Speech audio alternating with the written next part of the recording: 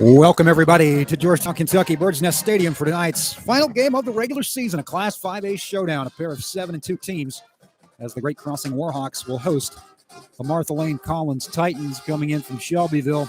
Both teams have earned their place kind of on the cusp of the 5A top 10 this year. It's a good intersectional battle as we go into the playoffs. Both teams are going to be tested pretty strongly heading up to their game next week, which, of course, for Great Crossing will be right back here against the Scott County Cardinals. We'll talk about them as well, as they are on the road at Lexington Catholic tonight.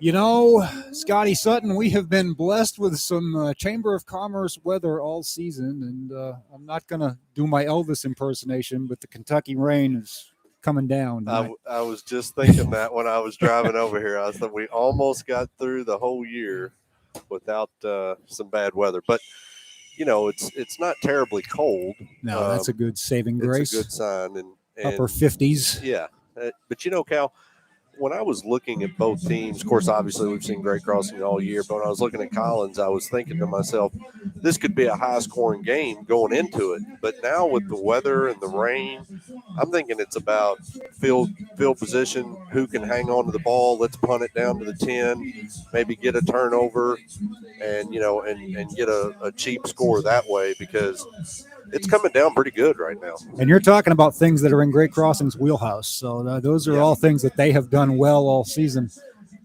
en route to their 7-2 record.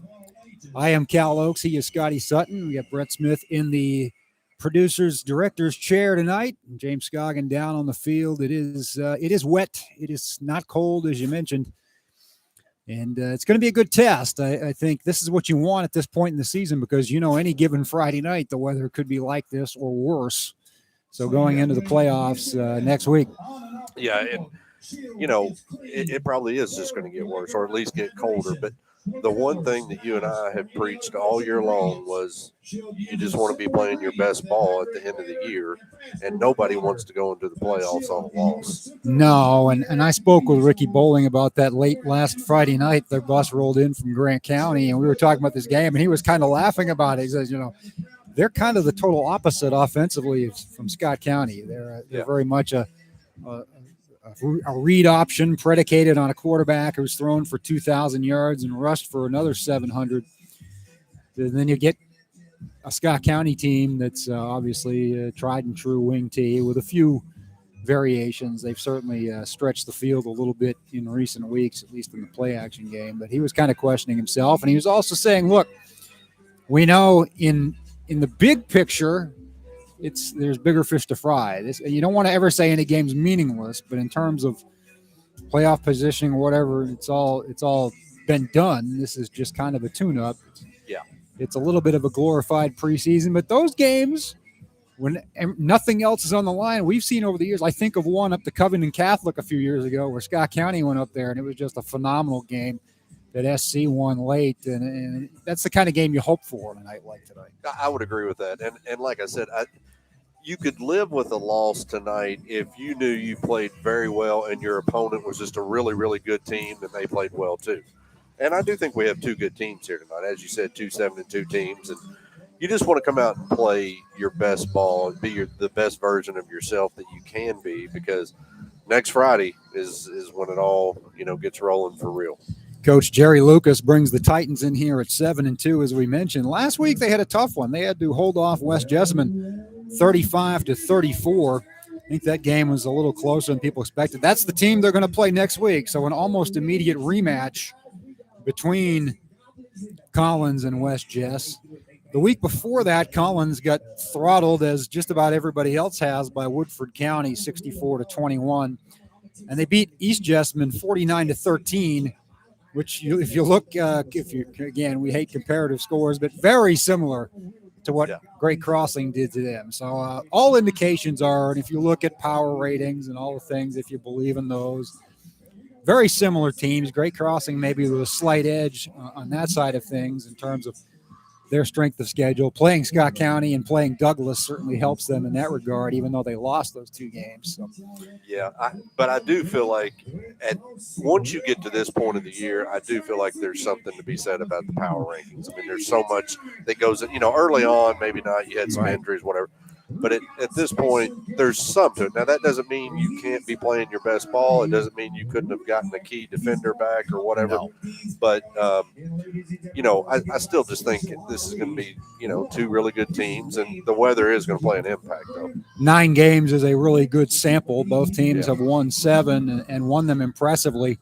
Great Crossing 48-14 last Friday night at Grant County. They moved to 3-0 all time against the Braves, who are struggling. Obviously, they are winless this season, but that was a good bounce back from the Douglas loss the week before, where they scored a defensive touchdown. They have scored a defensive touchdown, have the Warhawks, in 3 consecutive games. That's really been their calling card. They were doing it last year as well.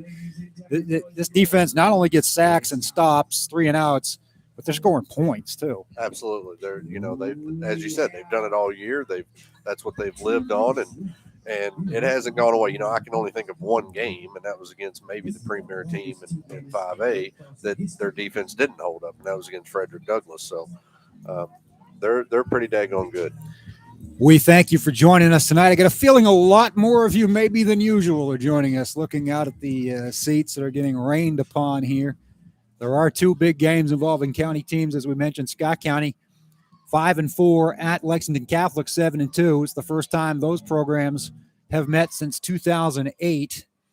Lexington Catholic won 5 in a row in the series and then mysteriously stopped scheduling Scott County when they started becoming a powerhouse in 6A over the course of a decade. So it's going to be interesting to see how those teams fare against one another. And, of course, as you said, you want to go in on a high note, and I think Coach McKee uses that game as a barometer every year. He doesn't worry about getting anybody hurt. He just goes after it.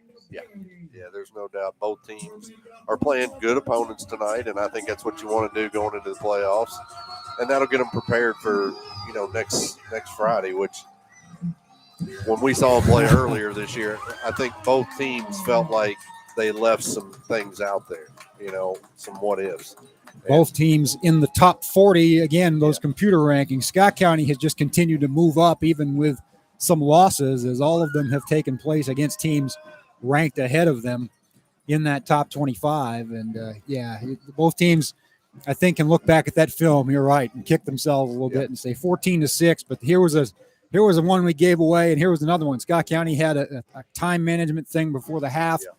Great Crossing with several turnovers in the red zone in Scott County's end of the field, and certainly a couple of those inside the 20. So you are correct, and it will be interesting to see. That is 7 o'clock next Friday night. I believe that's an earlier start than usual. Be here for that one, or certainly join us. We mentioned the quarterback, Kenyon Gooden, number 8, is the guy you want to follow for Collins. He has completed about 65% of his passes for 2,176 yards, 27 touchdowns, and 5 interceptions. He also leads the team in rushing far and away with 721 yards and 18 scores on the ground, 119 carries. Great Crossing has done it on the ground by committee. Caden Allen, Tyrus Cobbins, Zach Morris in recent weeks, and combined on the season, they have totaled over 700 yards and 10 touchdowns. But this has been a passing team, of course, with Gabe Nichols at the controls and several gifted receivers, Jacob Coulter, Caleb Perry, Zachary Kelly, with it seems like a highlight film quality catch every week. He had another one up to Grant County last week. It was hard to watch on NFHS, but they tell me it was impressive. Well, we've had the privilege of seeing that most of the year, but I tell you, Cal, anytime you can be responsible for 45 touchdowns, you're an awful good player. In 9 games. That's 5 a game. I can do that math from second grade forward. And this Kenyon Good kid he must be the real deal, so I'm excited to watch him play. He will get to go on offense first, as Jesse Fair will kick off for the Warhawks, going from left to right on your radio dial. It is coming down pretty good. A squib kick floater. That's a good strategy on a night like tonight. Even the hands team is going to have a hard time, but Collins covers it up at its own 38. We'll try to keep tabs on Scott County and Lexington Catholic as well throughout the evening. But that was a nice play by Allen to fall on it. As you said, slippery. Great Crossings was a little unfortunate there that it didn't take that extra hop, but that was because Allen did a good job to come in and get it on the 1 hop. Very good attempt. Not so much a surprise onside, but a good squib. They'll mark it at 39. Movement on both sides And finally, a late flag. We'll see who it's on. Great Crossing started to cross into the neutral zone and then kind of froze, and then Collins moved. And they will march Collins back 5, so it'll be 1st and 15. Yeah, Hutzel kind of looked at the quarterback like, what are we doing? I thought it was on 1, but And I'll move it to the 34, and Gooden will be in the shotgun. Looks like Xavier Jordan in the backfield. Another one of those teams with the hard numbers to read. They wear white with kind of that teal, light blue motif on the numbers and the stripes.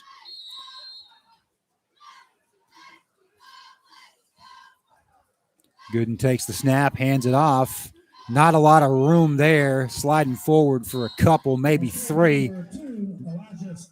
It is Elijah Scott on the carry, number 2. Be covered up there. Caleb Perry came in from the safety position. Trey Combs was there as well. And Cal, I think you and I we're gonna petition the High School Athletic Association that all numbers have to be bigger. Solid so color, us larger. like My goodness. My eyes are challenged. Even here where there's no track, you're away from the field. Gooden had some time, and now he scrambles to his left. He's got some room, but it closed up quickly. Peyton Harris was there to make the stop. He got some help as well from Combs once again. He'll get it to the 43, where it will be 3rd down and 6. That's a nice open field tackle by Harris, though. As good as, what Gooden is on paper, that was in space, and he did a nice job of getting him down.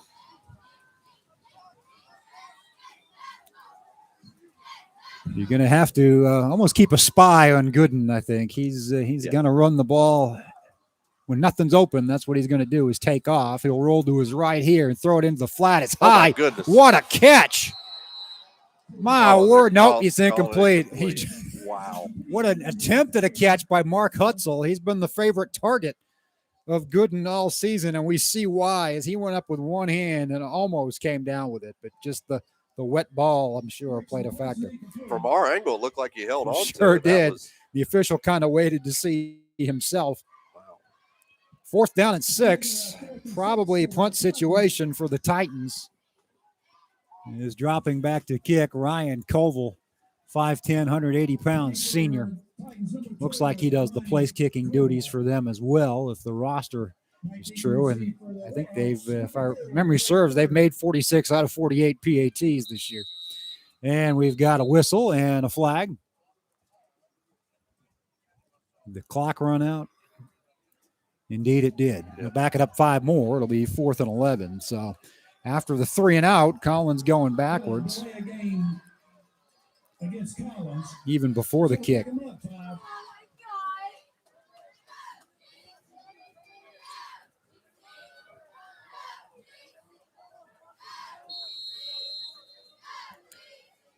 Cheerleaders putting in the work tonight. The crowd small, as we mentioned. The band was here to play the anthem. I don't know if they'll be around much longer after that. Don't blame them a bit. That punt is going to take a major Great Crossing bounce, and it's probably going to net about 12 yards. It stopped just on the Warhawks side of midfield, down at the 49s. With 10:27 to play here in the first quarter, Great Crossing will go to work on offense for the first time. And, Cal, I think we're already seeing the rain playing major factors. You could tell the punter was uncomfortable there. They get, even though it was an incredible try for a catch, I think it was behind the receiver, which could have had something to do with the rain. So we'll see how Great Crossings handles it. They haven't been a running team. They've been able to run enough to keep most defenses honest. They will hand it off here straight ahead. Good room over the middle. Gain of 6, maybe 7. Isaiah Johnson, we have seen him creeping into the mix. They've mixed it up, as we said, about 4 or 5 different backs the past couple of weeks, and Johnson gains, call it 8 yards here to the Collins 43, so it'll be 2nd and 2. That was a good run. Big old Allen Wilson got a hold of him. Once he got a hold of him, it was no more. Johnson, a scat back, 5'9", 140-pound sophomore. Good-looking young athlete for these Warhawks. They'll try him again to the 40 and across the line to gain. So it'll be first down for Great Crossing up to the 39. Johnson with two great carries here up the middle. Yeah, the Warhawks winning up front. That's what you got to have in a on a night like tonight. You've got to win the line of scrimmage. They have a ton of confidence in offensive line running behind that center, Kevin O'Doherty, third-year starter, as many of them are on the front five. Hand off again. They're going to play it conservatively here with Johnson early. He gets wrapped up this time. He's not going to get a very good spot either. They'll push him back 2 yards. Be second and 12.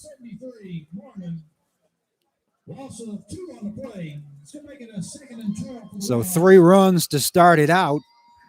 And we'll see when Great Crossing dares to throw it. Nichols on the season has completed better than 60% of his throws. Hasn't made a lot of mistakes.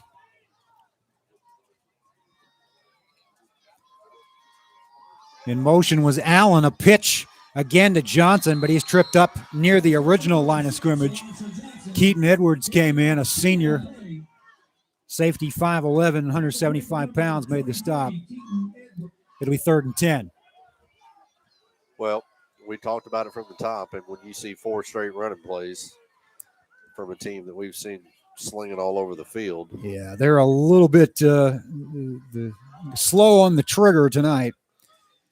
Understandably so. As you can see, the lights, the rain is just coming down at a pretty serious clip right now here at Bird's Nest Stadium. They'll throw it here on 3rd and 10, almost have to. Good slant over the middle to Wiley. Mason Wiley makes the catch. He'll get half of it. We'll mark it just on the good side of the 35. It'll be 4th and 5. And, I was going to say 98% of the time in a situation like this on the 35, you go for it. But I wondered if they wouldn't punt it right here just to try to get it inside the 5 with all, as bad as the rain is. But they're going to go for it. Catholic scored quickly over in Lexington. They only needed 1 minute and 42 seconds to go up on Scott County. Here's the throw from Nichols in the flat. It's dropped, incomplete.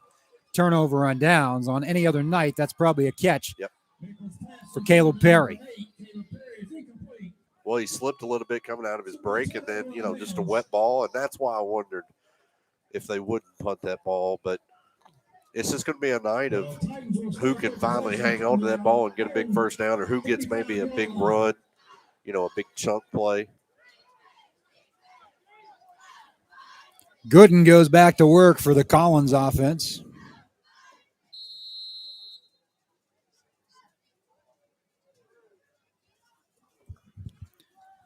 At his own 34, he will keep it over the middle. Not a lot of room there as green jerseys swarmed him after a gain of a couple. That's a terrific job by the Great Crossings front. And they've done that all year. Just swarm the ball. They slow it down, and then Allen and Fisher come and converge. Yeah.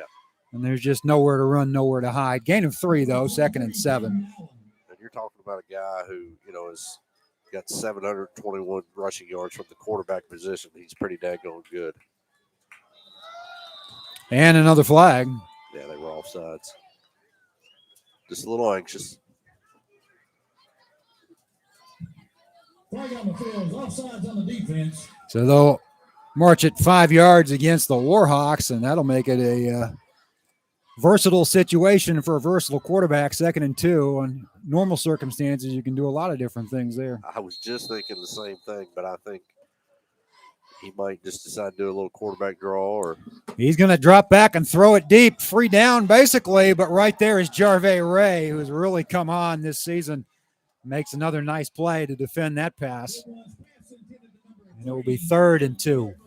Well, they didn't care about the rain when you got a quarterback you can trust. And I love that play call. I didn't think they would with the weather, but they did. But that's just beautiful coverage. He was right there with him, got his head turned around at the right time. Almost had a chance for a pick. Underthrew it a little bit. You don't know whether he would have done that with a dry ball or not. But in any case, good play by Ray. Yeah.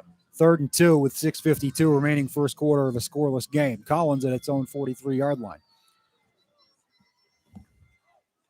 Kenyon Gooden will keep it for a first down up to midfield.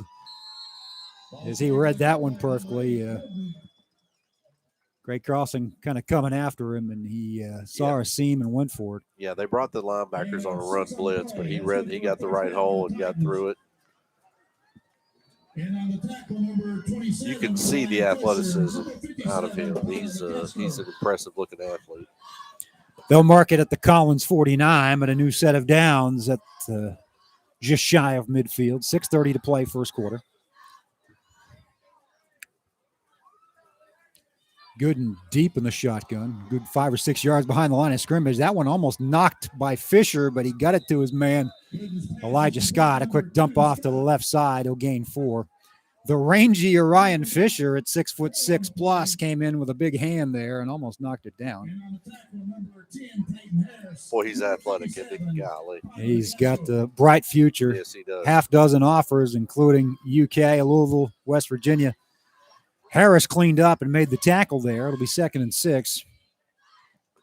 You give that kid a year in the weight room at the college level. As you've mentioned, the Josh Allen parallels at his age are pretty strong physically.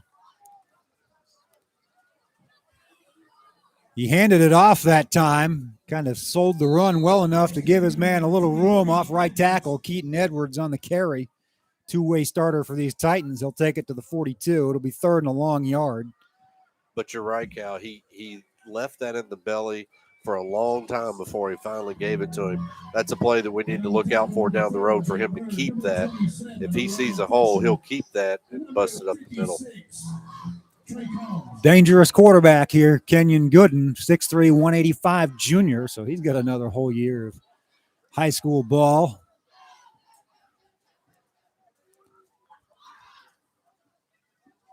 He'll keep it here. A little draw play, big draw play as he gets tripped up finally at the 23 with a big gain of 19. And the Titans from Martha Lane Collins High School are in business. I was looking for that earlier when he threw that bomb, but you knew that had to be in their arsenal as good as he is and for as many yards as he's run for.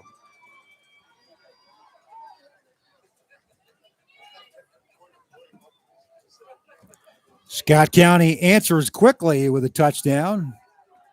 Couldn't tell. It looked like a running play. I don't know if it was Jeremy Hamilton, but with 8:58 to play, it's 7-7 in Lexington. So a good one shaping up there at Catholic. Here's the deep throw by Gooden, left front pylon, but ran out of room. Caught, but incomplete, out of bounds. They had him bracketed right there in the corner, and as you said, that's where you had to put it. But that's just a great job by Great Crossings because there's no way he could have fit that in.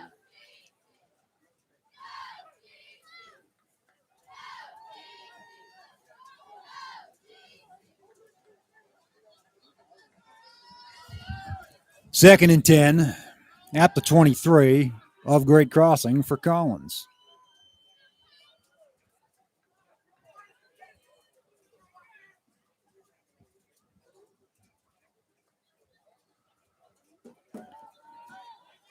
Gooden keeps it right side across the 20 to about the 18. Call it a gain of 5, 3rd and 5. And that was similar to what we saw a few plays earlier, but this time it was the fake going up the middle, and then he took it out. Gooden took it out wide. So we'll see if they go back to the running back going wide and Gooden hitting up the hole. That may be what they do here on 3rd and 6, thinking that they'll go for it on 4th down. Definitely 4-down territory inside the 20 on a night like tonight. They do have a pretty reliable kicker, as we mentioned. Gooden will throw it here. He wants 6. He finds his man for a 1st down. It'll be 1st and goal at the 8. Mark Hutzel, 6'4" target, a senior, 200 pounds. He's been the favorite guy all year, more than 50 catches, and he'll pad that number here. 10-yard gain for the Titans to the 8. And it was good coverage. He just did an excellent job of putting it in there and making a nice catch.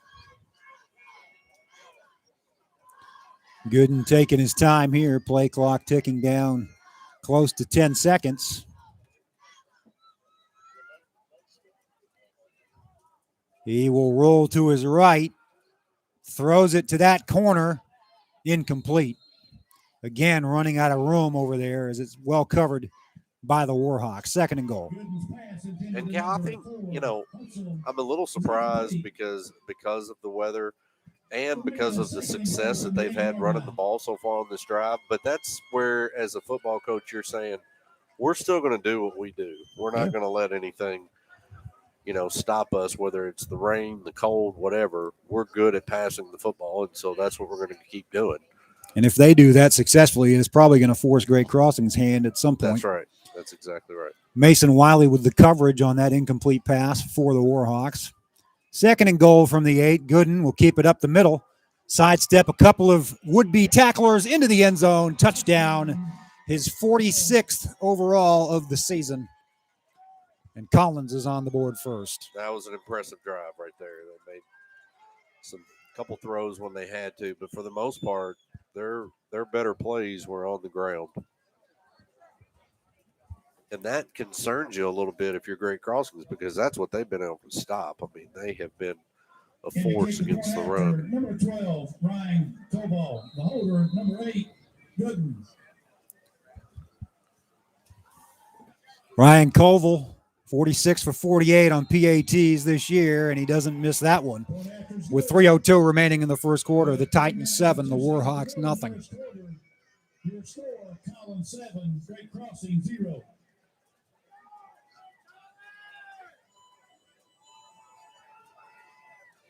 Well, I think Great Crossings looks a little stunned right now, but you're just going to have to get off the mat and just say, okay, we know we're a good football team too. Let's do what we do.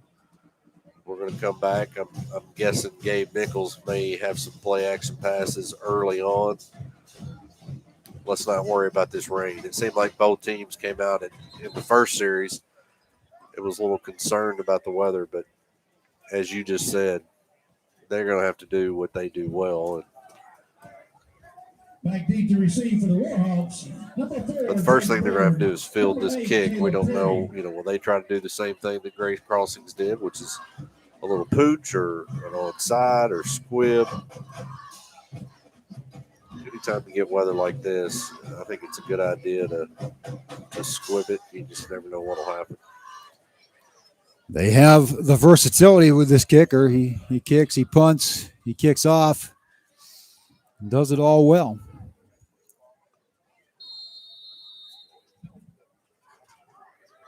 Kicking off for the Titans, number 12, Ryan Cobalt. Warhawks have made some hay in the return game, giving themselves good field position a lot of this season, and they will not kick it deep. They've seen those films, and that is booted but scooped up. Wow. Fortunately, fortuitous bounce for the Warhawks and a heads-up play. Looks like Peyton Harris smartly covers it up and actually got himself a fairly substantial return out of it to the 50. He did. He came up nicely, but he lost control and then somehow managed to fall on it. I don't know how he did that, but that's a good play by him. He's living right. It's at the 49 of Collins, so a short field for the Warhawks. Whatever way you can get it done. Warhawks will start this possession from the Titans 49. They had a short field, pretty much a similar starting position on the last drive. It ended on downs at the Collins 34, and the Titans drove it the length of the field to score their first points of the night. Here's an inside handoff, almost a shovel pass to Caleb Perry, and I've been thinking they need to get him involved in the offense, and lo and behold, it's a 14-yard gain for the Tennessee-bound senior. Yeah, that's a nice, safe play, and it gets the ball to one of your best players. He hit that seam. And it's not something Collins has seen a lot on Huddle because they have not used it much. And it's something that does come into play on a rainy night like this. Safe pass, because if you drop it, it's incomplete as long as the officials are aware of what's going on. We'll hand it off here to Morris, Zach Morris. Good surge by the sophomore ahead to the 31 for a gain of 4.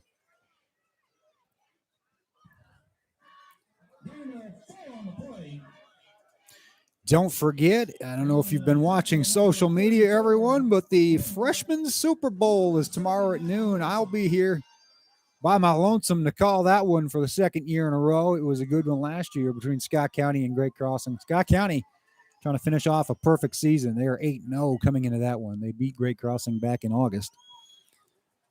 It'll start at noon. Here's the pitch to Johnson. He slips on the turf and his knee went down. They'll mark it pretty much back at the original line of scrimmage. It'll be 3rd and 10. Well, That's the problem on a night like tonight with that pitch is you're going backwards, and then if you lose your footing. and I was wrong. I thought that they would come out and say, okay, we're going to start slinging it. But other than just the little pitch pass, they've ran it every time. So, but now you've got 3rd and 10. You're probably going to have to throw it here. We'll see what they do. They've got a full house backfield. Keep it And on they the ground. hand it off up the middle across the 30. Good gain. That'll make it a manageable 4th down. Isaiah Johnson has gotten the lion's share of the work here early on the ground. 4th and a long 4 at the 29. What do you do here? I'm going to stop guessing. I've been wrong all night. I would, I don't want to go back to the well too often, but I like something involving Caleb Perry. Yeah, they got him out wide. No, not going to happen then, I don't think. He's been pretty much a decoy out there all season. They're just going to run it into a wall and another turnover on downs. Ultra conservative here early, and with 36 seconds to go in the first quarter. They've gone 0 for 2.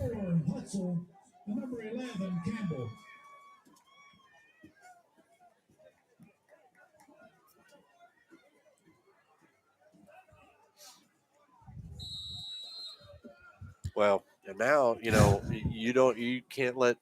Now you've got to play some defense, that's right, because that last drive, really, I don't want to use the word easy, but they were getting. He made yardage. it look easy. He did. I mean, he did. And here's a handoff, and making it look easy is Elijah Scott.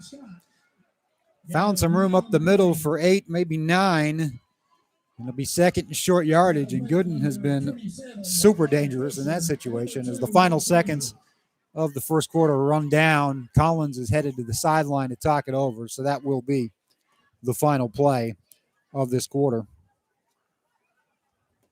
And I tell you, Cal, it's just the first quarter, the end of the first quarter. But the last thing you want the week before the playoffs is to see heads hanging. And I'm seeing a few heads hanging right now. I think coach has got to bring them together and say, look, yeah, we're down 7-0. So what? You're going to have to fight through playoff football. And, yeah, it's wet. It's nasty. But, the band's out here for you. They're playing in this rain. And yeah, the band is here. I take it back. They've stuck around. They have not been behind in this situation a lot. They haven't, and that probably has something to do with it. But you got to come out here and play hard. Scott County has gone on top at Lexington Catholic 14-7 with 5:29 remaining. Sounds like that may have a few points in it. Again, I only saw the end of the play. It looked like the camera was on Hughley and Luttrell, so one of them, I'm guessing, scored a touchdown. The pass game has worked with both of those guys becoming a factor in recent weeks. Hughley had a huge second half last week at Ballard, and I felt like that was Scott County's best game in all phases of the season, even though they lost it against a good opponent. Yeah. Well, and we talked about it anytime you go on the road in Louisville, it's going to be a test. And we've always said Scott County's never has been or nor will they be, into moral victories, but it doesn't mean they weren't playing well. And I read several of your tweets on that game. And this is the 5th team they have played this season that's ranked in pretty much everybody's consensus top 20 in the state. And they've lost the first 4, but I think it'd be great for Scott County to build some momentum going into the playoffs if they could get that one tonight. Certainly feel they're capable as they are peaking late in the season. As Coach McKee has kind of predicted all along, he felt this was a young group, and it is. They've started as many as 14 out of 22 underclassmen.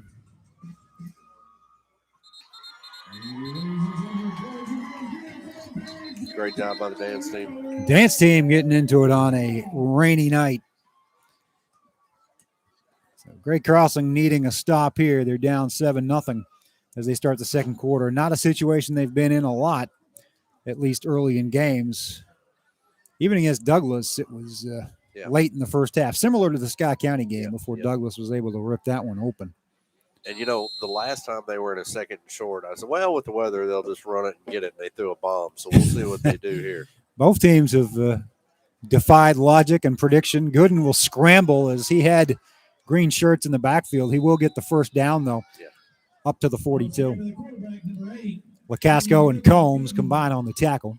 And he had some guys open, but the pressure was just too much. He had to get the first. He's a pretty good fallback option if his receivers are covered with over 700 yards rushing, and he's just an elusive sort. Tall and tough to bring down. Yes, he is. Just a junior, too. That is a big offensive line as well. We've talked about Great Crossing growing in that regard, but Collins has got some beef up front. Low snap, bobbled. I think Great Crossing might have it. We will see. Yep. Sure does. Chase Little comes up with it. Big play to start the second quarter. And Gooden is going to be kicking himself because he tried to just pick it up and run with it as opposed to just fall on it. And allowed Great Crossing's big boy to fall on that ball. That was a great play. It's such an instinctive thing as a skilled player. When you see the ball on the ground, you just want to pick it up and go. Everybody else around that ball is wanting to fall on it, and that's what happened. They kind of collided. But Little well coached and smartly as Johnson, they get a hunk of jersey to bring him down. He had a big seam up the middle. There's also a flag, perhaps in the area of holding, unless it's a face mask. We'll see.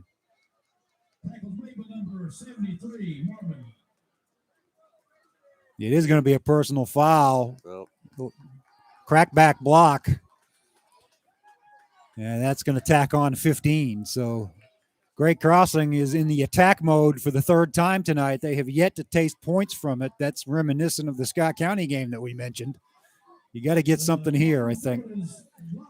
Moves it up to the 22. That's good for another first down. Warhawks. Nichols in the shotgun. He's got three backs. He will hand it off to Allen. Allen's got room, left tackle inside the 10 to the 5. Keeps his feet in bounds. Nope, they're going to mark him out at maybe the 3. They're celebrating, but we have an official over here marking it out. But they're inside the 5, first and goal. There's a big gain by Caden Allen of 18 yards. Call it the 4. Once he gets a head of steam going, he's tough to bring down, too. Very tough to bring down. He's been the leading rusher for a team that has done it by committee. And now we have a timeout on the field with 11-2 remaining in the first half. I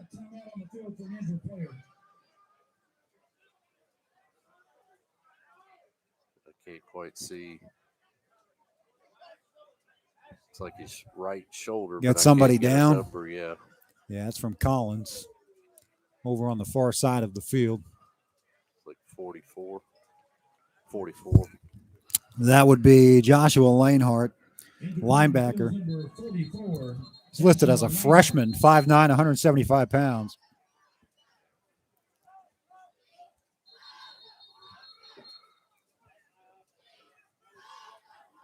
Boyle County leads Douglas 14-0 and has the ball at the Frederick Douglass 10. Well, I thought that would be a good game. They recovered an onside kick after their first score and then picked off Samuel Cornett to set up this drive.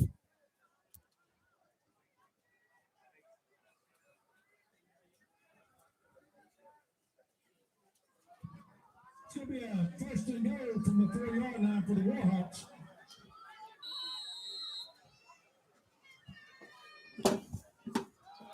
Caden Allen forward, surging, churning, gets to the 1. And he'll have to do it again. It'll be second and goal. Gain of 3 on the play. It's going to make it but you just come right back to it. I mean, Yeah, I think you keep going to the well here. He's got the strongest legs in that backfield, as we've seen time after time.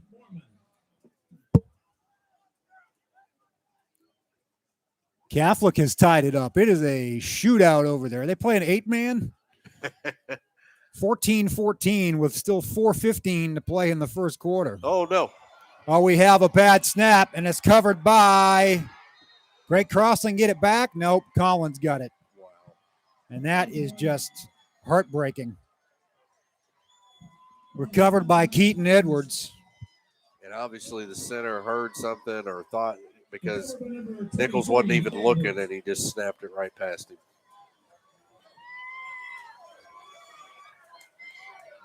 All the way to the 20-yard line. Wow.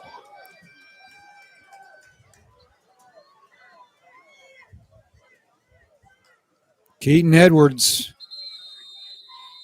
as Collins dodges a big one. A goal line stand of sorts, although they will have the ball near their own 20. I think we've got some issues with some fans down here in the corner. Do we have a discussion going on? Yeah, I saw the Hutzel kid. He was. You could tell he was just. I'll use the word distracted. Yeah. When there was a play close to that area, and I can see the officials talking to Coach Bolin and pointing in that area. So.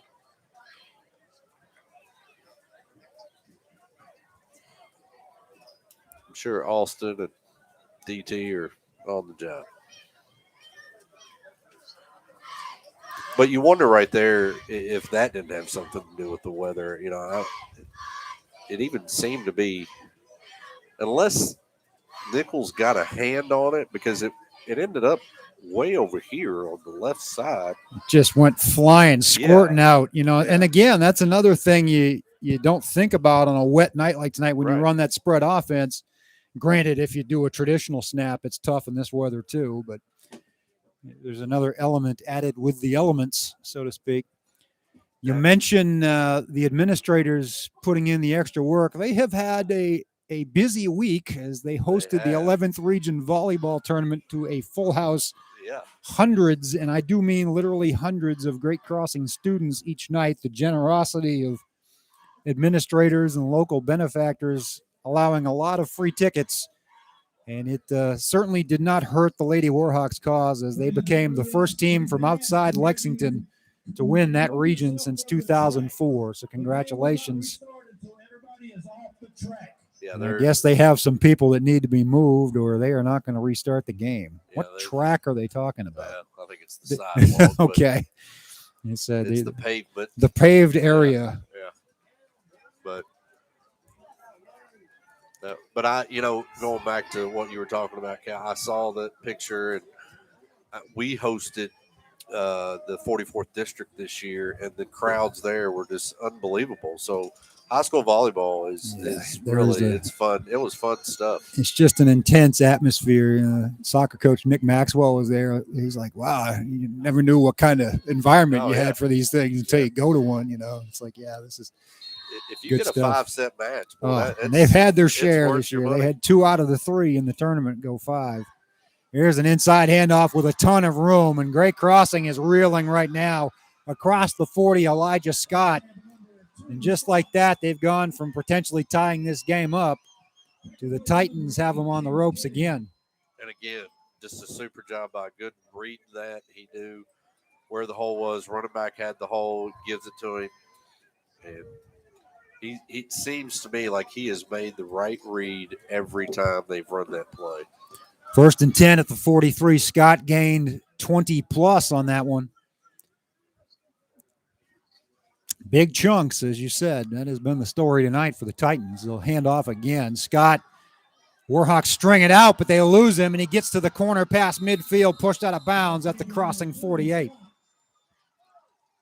Mason Wiley pushed him out there with help from Pilot LaCasco, but not before another gain of 9. It's an outstanding job by Fisher getting off his block, and he caused him to, get off and he had him in the background, but when he wasn't able to make the tackle, you would hope that, the linebackers and safeties would come up and make that play, but they just weren't there. Final minute of the first quarter, Scott County goes up 21-14. Looked like maybe Luke Colvin on that touchdown, as he has taken over the fullback position for the Cardinals the past 2 weeks and done a fine job. Here's Gooden, another read option keeper to the right, and he's got room past the 30, but hold on, a flag. That may be coming back as Darius Evans holding out his arms as if he is the guilty party, or at least the accused party. Well, and how many times have you seen that? That was a situation where he didn't have to, because I don't think his man would have got to Gooden in time. So now Gooden had the first step, and he was well downfield.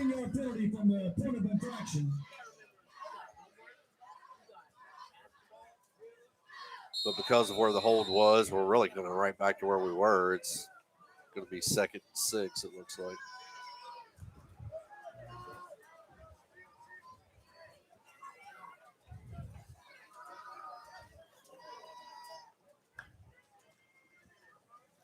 Gooden will go deep. He's got a man, but he overthrows him. Good coverage. Sure was. As Drake Bird was down there stride for stride. It'll be 3rd and 5.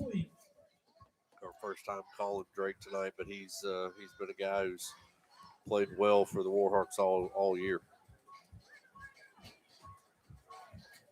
As we're hearing a little Halloween music on 3rd and 5. It is 3rd down. 21-0 Boyle County over Douglas. End of the first quarter.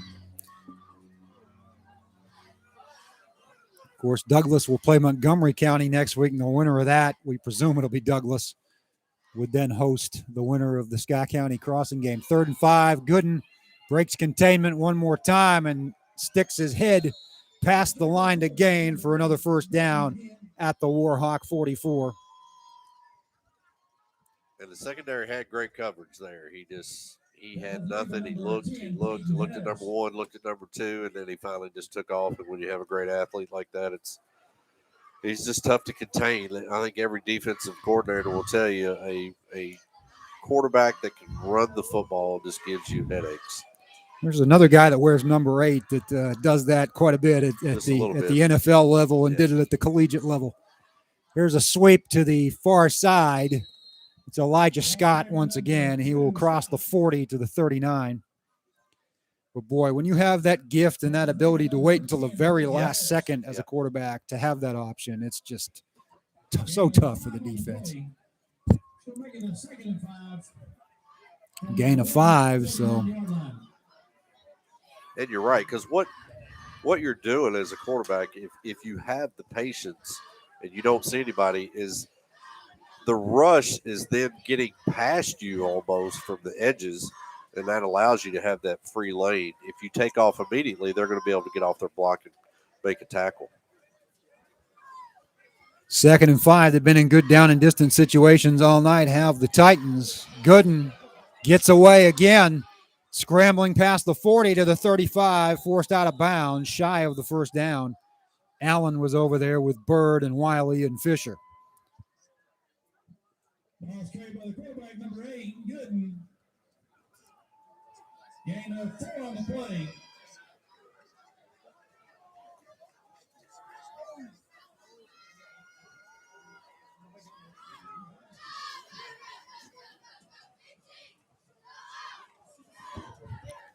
So it'll be 3rd and 1.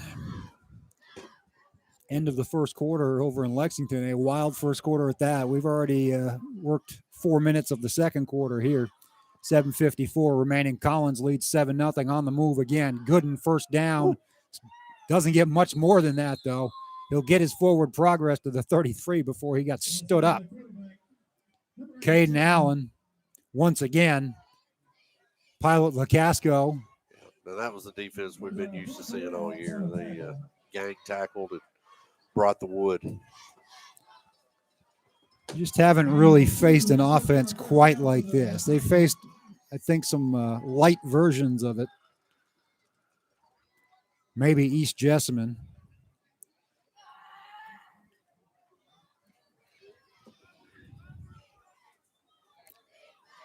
Another fresh set of downs for Kenyon Gooden and the Collins Titans.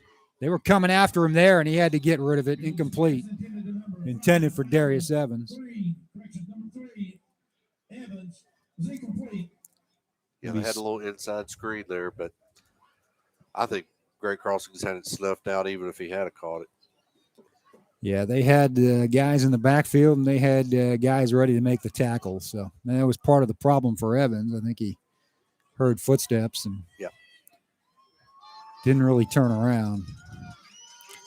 2nd and 10. At the Great Crossing 33, shotgun snap. Gooden will look deep. Now he'll throw to the left flat, wide open, but overthrown and through the fingers of Quentin Simmons. Simmons is a junior. He's got a lot of targets, does Gooden. 7:15 clock stops, second quarter, 3rd and 10. And you have to feel like that's where this weather is just, I mean, yeah, that's a play they make. Yeah. You know, the throw and the catch are hard to make in that situation. That would have been another first down for him. And then some, as he had some room to roam.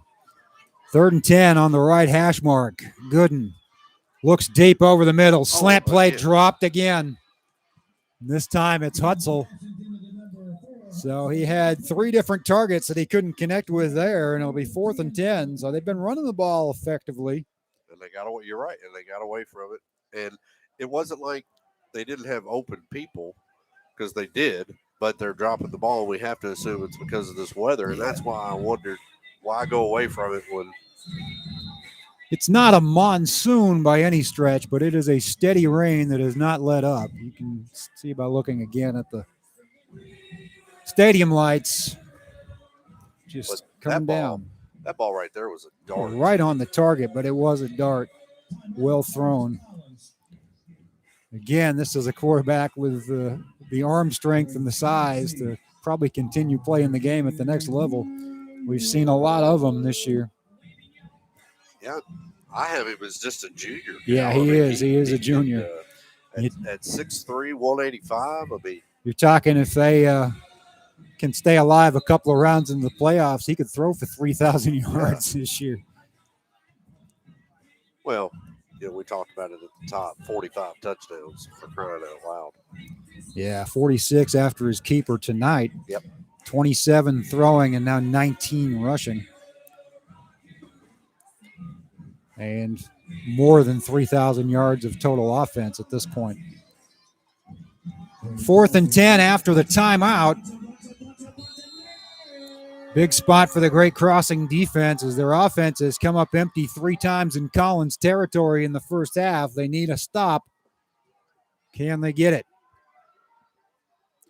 Gooden directing traffic. Now we've got a flag. Looks like that's going to be against Collins. Somebody moved. And now you wonder if they won't punt this ball. Yeah, if you want to play the field position game on a night where it's hard to move it through the air. It's because if you get stopped at the 38, you're giving Great Crossing another relatively short field. And as good as your quarterback is, 4th and 15 is not easy. No, the ball is not in your. I wonder if they won't do just a quick kick. He could have that capability too. No, he will roll it to the left, and he will try to keep it, and he will break a tackle from Allen, and a beautiful block there, and then a little retaliation. It's going to be shy of the first down. We will see what the flag is all about. It looked like a clean block to me. Well, you don't think so? Well, I do, but I think that goes back to today's rules of a blindside block. Oh, yeah, you're right. Back. Looked like he was facing him, though. Well, I agree. Trust me, I agree. Sam sent me a Twitter. I'm as much a homer as anybody, but man, that's tough. He sent me one that had old time football. I'll have to show you at halftime, but I couldn't agree more. I thought that was clean. He just wrecked him. It's going to be a penalty. They're going to. It's offsetting. It's going to offset. I think that means they replay the down, right? No, I guess they're going to count the play and call it Great Crossing ball. It's a confusing situation. I don't know what the offsetting was other than the Great Crossing player must have got up and Yelled said something to him that the officials were privy to. 21-21 with 10:37 to play in the first half in Lexington. I mean, more points scored in that one than the UK scrimmage. Yeah. Well, if this was during the play, which it was, then you have to replay the down. So I would think that was what my first inclination was. And now you got to wonder if they're not going to punt it. I mean, they're thinking about it right now. I think he's going to we'll see if they start the clock back. But, well. This is a lengthy discussion. It's too long for the Jeopardy theme music, so we have some other music going.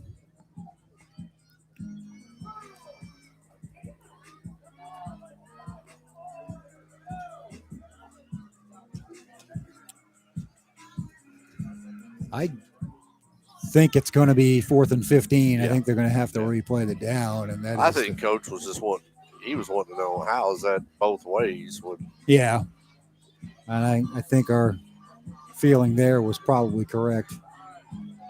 I didn't see him get up and try to push the kid, but he may have yelled an expletive or something of that nature. He's going to punt this ball. Yeah, that will be the smart play here, as you called it before. They will down it inside the 5. Very smart play. They look genius now. Is given a second opportunity. The pooch kick works.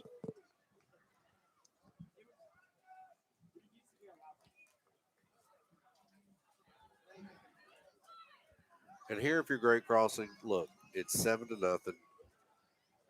Just you want to make sure you want to get first downs and you want to score, but if you could just get a couple of first downs, even if you went into the half down 7-0, it's okay. Let's regroup. Don't get a turnover down to here, or you don't want to punt out of your own end zone either. So you need to get a couple of first downs. They'll hand it off to Allen. He'll get him some good yardage. A nice spin across the 20, and that's just what you needed. 20-yard gain from Caden Allen. Two-way standout. Now you got a little breathing room. You got plenty of time on the clock.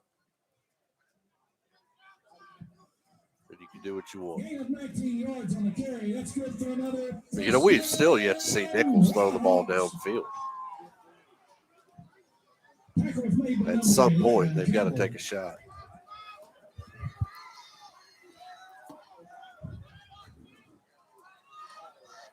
Straight ahead to Isaiah Johnson. He'll pick up a couple. Clock rolling at 6:10 to go in the first half. 7-0 Collins.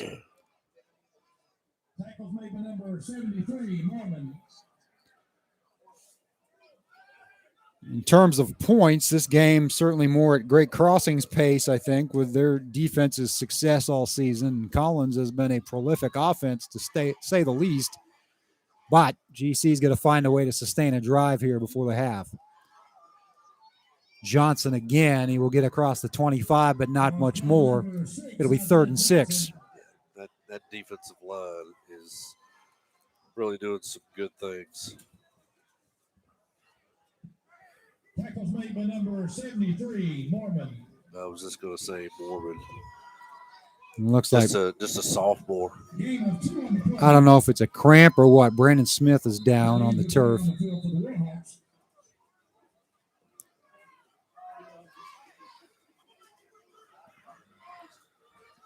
They will check him over. There'll be 5:19 to play here in the second quarter. When we return, Warhawks down 7-0. Let's talk about our sponsors. Galvin's on Main is the presenting sponsor tonight. They'll have the player of the game when this one is over. Check them out after the game or anytime. Over 100 items. All of it good. Extremely good. Might stop there myself after the game. Bluegrass Orthopedics, serving athletes of all ages. Getting hungry here with the cold weather. Need some comfort food. Georgetown News Graphic, of course, newsgraphic.com is where you're listening to this game if you are listening. Thank you for joining us. Go online to get the game stories from tonight's games. Late tonight, early in the morning, DMK CPA for all your tax and auditing needs. 3rd and long, about 6.5. Nichols will throw it to the right flat. It's caught there right at the stick and spinning for a first down, a badly needed one. And that's what we've seen all year. Caleb Perry with the catch. Beautiful throw right there. Beautiful. Go back to that's a good guy to go to in that situation. It is. He's pretty sure-handed, and he'll make a play for you. So from their own 3, the Warhawks have made it to the 34. Clock stops temporarily to move the chains with 5:06 to play in the first half. And ironically, I think that throw was when the rain was coming down its hardest tonight. We've seen some drops from both sides, but not there. Across the 35 with the straight-ahead carry again. Gang tackle getting up from the pile is Caden Campbell to celebrate. Gain of a couple. Tyrus Cobbins getting, I believe, his first carry of the night. We've seen Isaiah Johnson and Caden Allen getting most of the work. Zach Morris had one earlier as well. Under 4.5 minutes to play in the first half. Great Crossing knows it'll receive the second half kickoff, so it would be great for them if they could drain most of this time and keep Mr. Gooden off the field. Regardless of the score or not, as you mentioned, there's another throw to Perry. He'll snare it at the 40, lean across to the 41, 3rd and 3. So a couple of good catches by Perry on this drive as they're getting him involved tonight on the offensive side, which honestly we haven't seen very much of lately. Yeah, it's good to get him involved. He's just too good of an athlete to not go to him in certain situations. Your best player's got to get some touches. It's the same thing that McKee wrestles with Jeremy Hamilton. How much do you do with him on offense when he's such an important part of your defense? Straight ahead, bull in a china closet. Caden Allen to midfield. Big first down with 3:28 to play in the half. Well, and it all started with that big run, from the 2-yard line. You got yourself some breathing room. Now you're at the 50, 3:20 to go. Still got all 3 of your timeouts left. You got plenty of time here to do what you want to do. Allen again, strong run inside the 45 to the 44. Just a reminder, he started the season as basically number 3 on the depth chart at running back. We probably weren't going to see him a lot. And then the top 2 guys got hurt in the first week of the season. And that ushered him to the forefront. And he has just gotten better and better. His vision is the part that, he's just seeing the whole better than he has all season.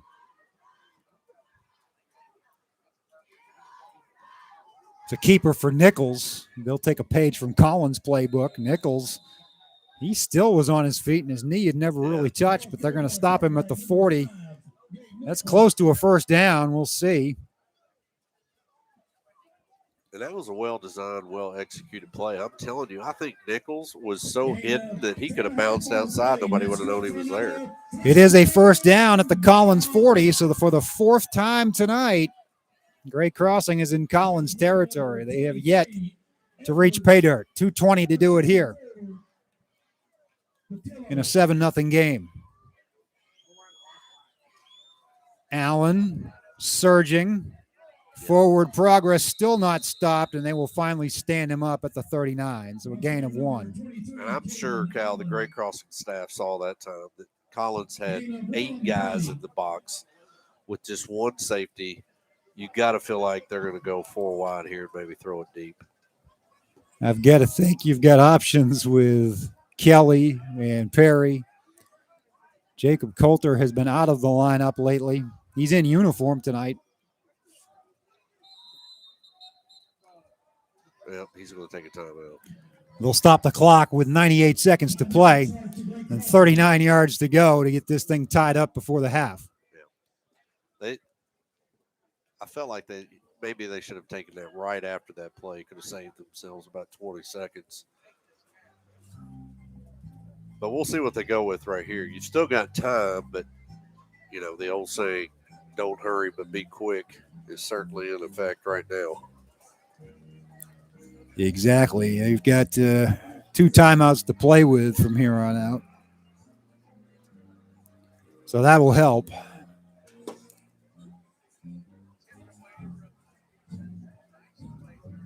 like the Nirvana lyric, take your time, hurry up.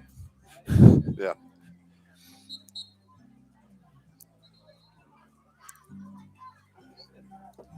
And as we were talking about, There's the Old-time old-time football with Mean Joe Green. Probably Jack Ham and L.C. Greenwood and Steve Furness and Mel Blunt. They probably didn't even throw a flag there. No. Punches were flying. Oh, yeah. That's assault today. That's old He AFC would have been, football right there. well, we've seen a Steelers-Browns game where the player was basically literally arrested after the game for less than that. There we go. There's The deep ball from Nichols, as you called it.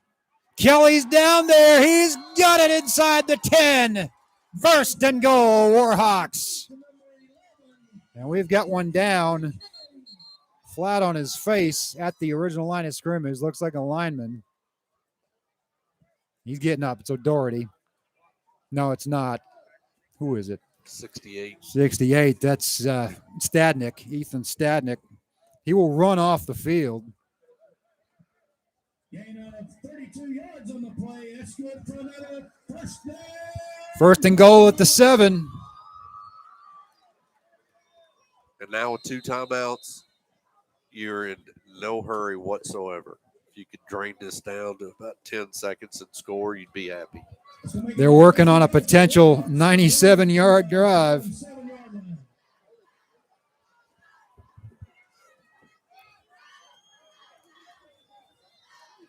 Straight ahead. Nope. Stuff there. Nichols kept it and got sacked.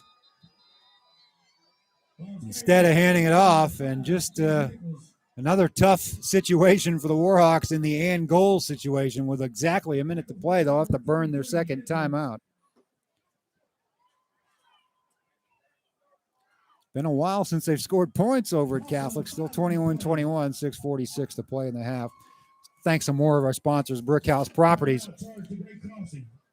Real estate, buying and selling made easy. Chick-fil-A, home of the original chicken sandwich. Toyota Motor Manufacturing of Kentucky. Clark's Pump and Shop, return, refresh, refuel. 3 soon to be, actually it is now 4 Georgetown locations. Georgetown Community Hospital, where your health and safety remain their number one priority. West Banco, by all accounts, better. Greens Toyota of Lexington, great people, great cars, think Greens. Ozer Paint and Flooring, your hometown paint and flooring connection. Scott County Veterinary Clinic. They love and treat your pets like their own. Come join the SC Veterinary Clinic family. People's Bank, working together, building success at 101 Canewood Center Drive. And Time to Shine Car Wash, 8 Lexington area locations to store view. Your car will shine at Time to Shine Car Wash. Shotgun snap to Nichols. He will throw it to the end zone. Underthrown. Comebacker. Dropped. Would have been a tough catch. Clock stops with 55.1 seconds remaining. Third and goal. Kelly trying to make another highlight film grab in the end zone, as he had to worry about losing his footing, had to worry about a defender, had to worry about his hands. Yeah. Just a little too much.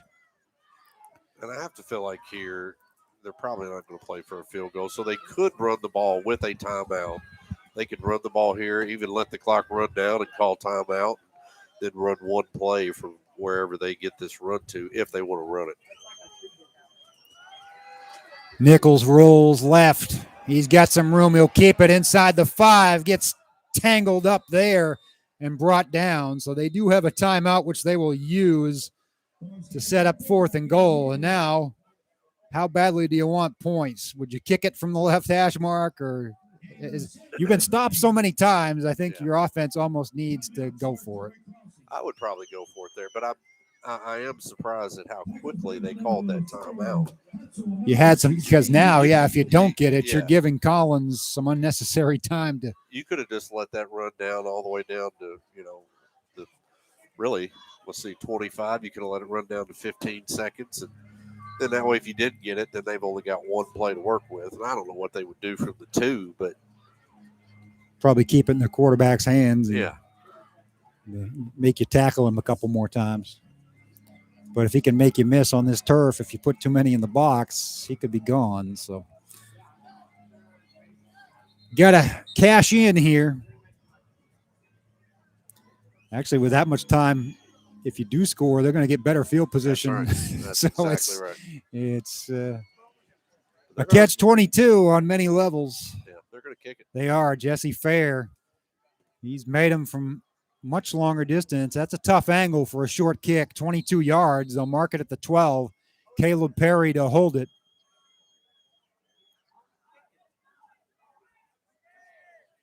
Good snap, good hold. It is blocked, and they've got all kinds of room. Blocked and returned, 80 yards. The only question is, can Perry run him down?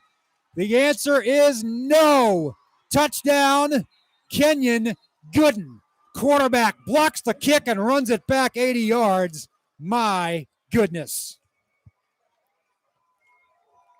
Touchdown number 47 for that young man on the season. I'm almost speechless. Well, he just came free from the left side.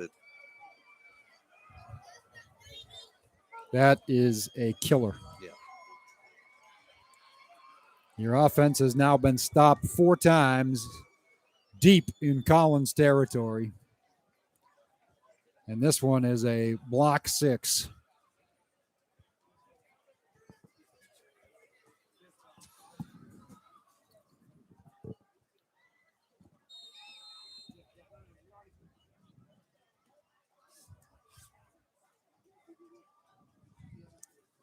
PAT is up and good. 14-0 Titans.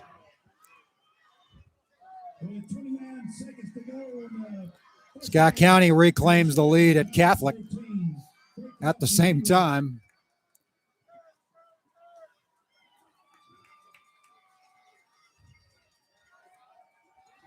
(28-21) the score there, with 5:39 remaining. But here, just a brutal turn of events for the Warhawks. Yeah, that was the absolute worst case scenario right there. I mean, they were debating on whether or not to go for it or kick the field goal. Certainly, having the other team score a touchdown was not even a thought.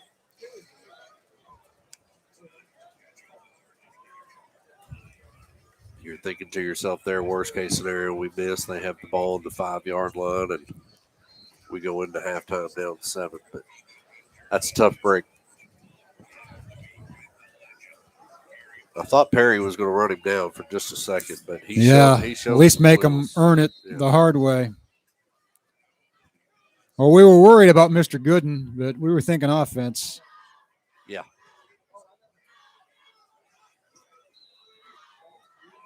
And this could be trouble right here. Perry. Up the middle, Perry. He says turnabout is fair play. Caleb Perry in the house. Huge turn of events for the Warhawks as they storm back with 18 seconds to go in the half. No flags. And Cal with 35 seconds to go. It was 7-0. 77-yard kick return. Now it's getting ready to be 14-7, we hope.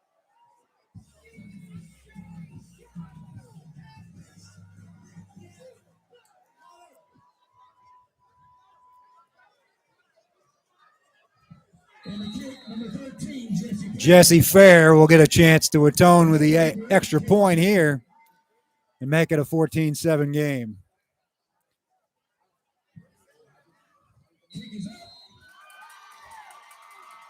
Special teams has been huge here in the waning moments of the first half. And you want your best player to make your biggest plays at the biggest times, and that was one for Caleb Perry. Yeah, that was huge. You could just see it opening up. It was nobody was really swarming to the ball. It was kind of like we're all going to stay in our lane, and Caleb Perry said, "Okay, I'll just take it right up the gut here, and y'all can try to catch me." The proverbial parting of the Red Sea. Let my Caleb go.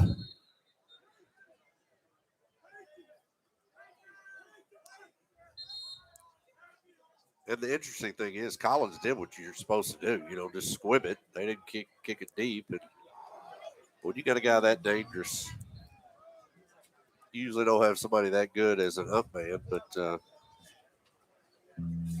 Perry and his instincts took over right there. At halftime, Boyle County 27, Freddie nothing.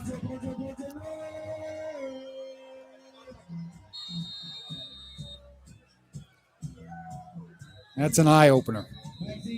Boyle County, no question, a state title contender in 4A. But that is an eye-opener, just the margin alone. I thought they could win that game, but I didn't see them. I didn't see a blowout.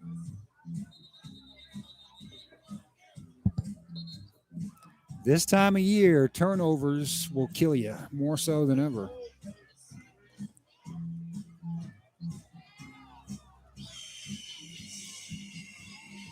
And I will use that kick return as Exhibit A for why I think you got to find ways to get Caleb Perry more involved in the offense too.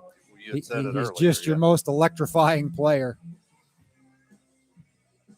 You can rely on your defense, but a night like tonight where you got to put some points on the board,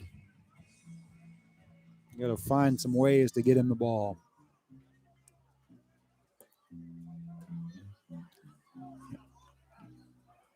Mark it back to the 35 here. With 18.4 seconds remaining, Jesse Fair to kick off. That's big sequence because, as we mentioned, Great Crossing will get the second half kickoff.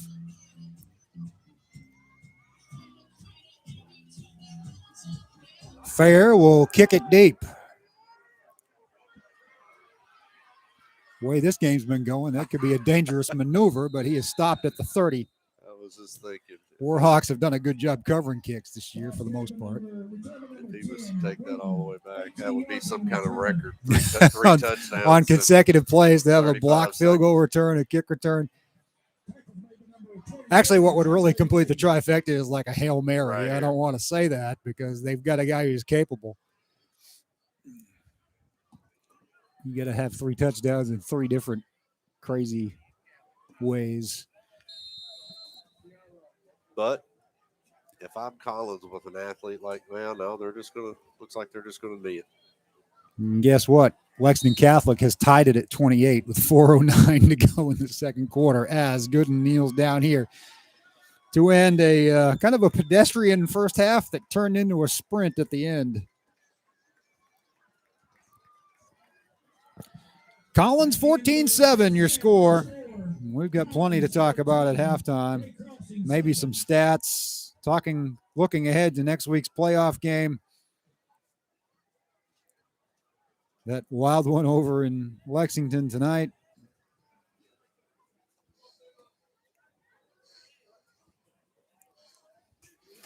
I'll tell you, Cal,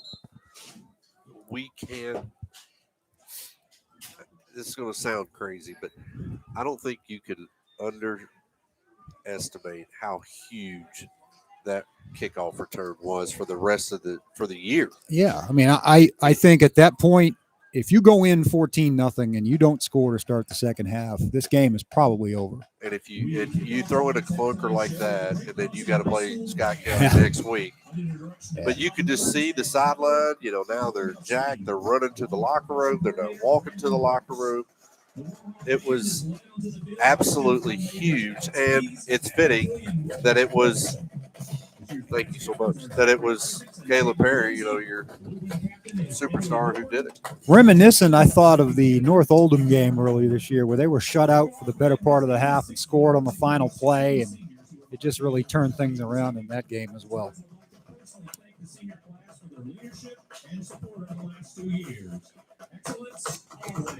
Some first half stats.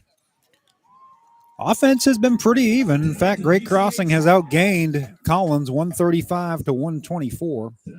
Well, that big long pass, I think, was huge.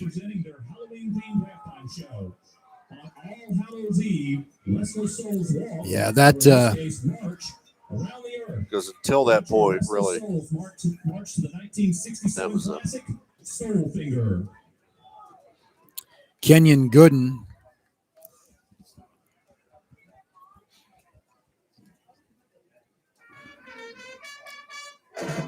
See, they've got Mark Hutzel returning that touchdown, but I'm sure it was Gooden. Go back and watch the film, I guess. Gooden only 2 for 10 through the air, as you've mentioned, a lot of drops.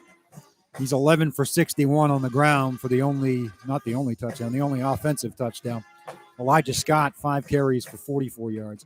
Caden Allen, 6 for 56 on the ground to lead Great Crossing. Isaiah Johnson with the most carries, 10, only 22 yards. Perry with a 15-yard run and 2 catches for 13 yards in addition to his big kick return.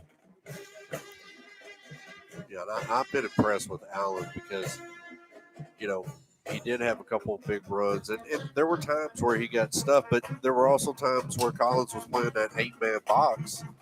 And if you're playing an 8-man box, that's just too many to block. That is way too many to block. It's going to be interesting to see how both teams adjust here, as Great Crossing's had a half to read its keys defensively and know when to hold them and know when to fold them against Gooden when he's running that read option. And Great Crossing has had multiple chances to size up Collins' red zone defense. We'll see if they can finally break through and get this thing tied up, or maybe better. On the defensive side, Peyton Harris with 5 tackles, Pilot Lukasco with 5 tackles, Ryan Fisher with 4. Keaton Edwards has had a big half with 6 tackles, one of which was a sack, and he also had a key fumble recovery on that bad snap. Reminder that Great Crossing had the ball at the 1-yard line one time. They also had it up to the 7 on another drive before negative plays, a turnover. And then the second one set them back to convince them to try a field goal, which was blocked in return for a touchdown. So Collins up 14-7.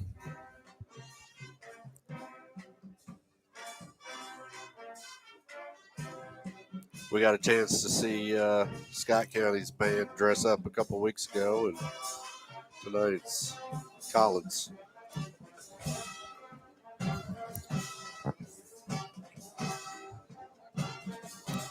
The band's bringing some fine entertainment all year long. We appreciate the pageantry that we've had compared to last year. Yeah, it's really been good to see people in the stand.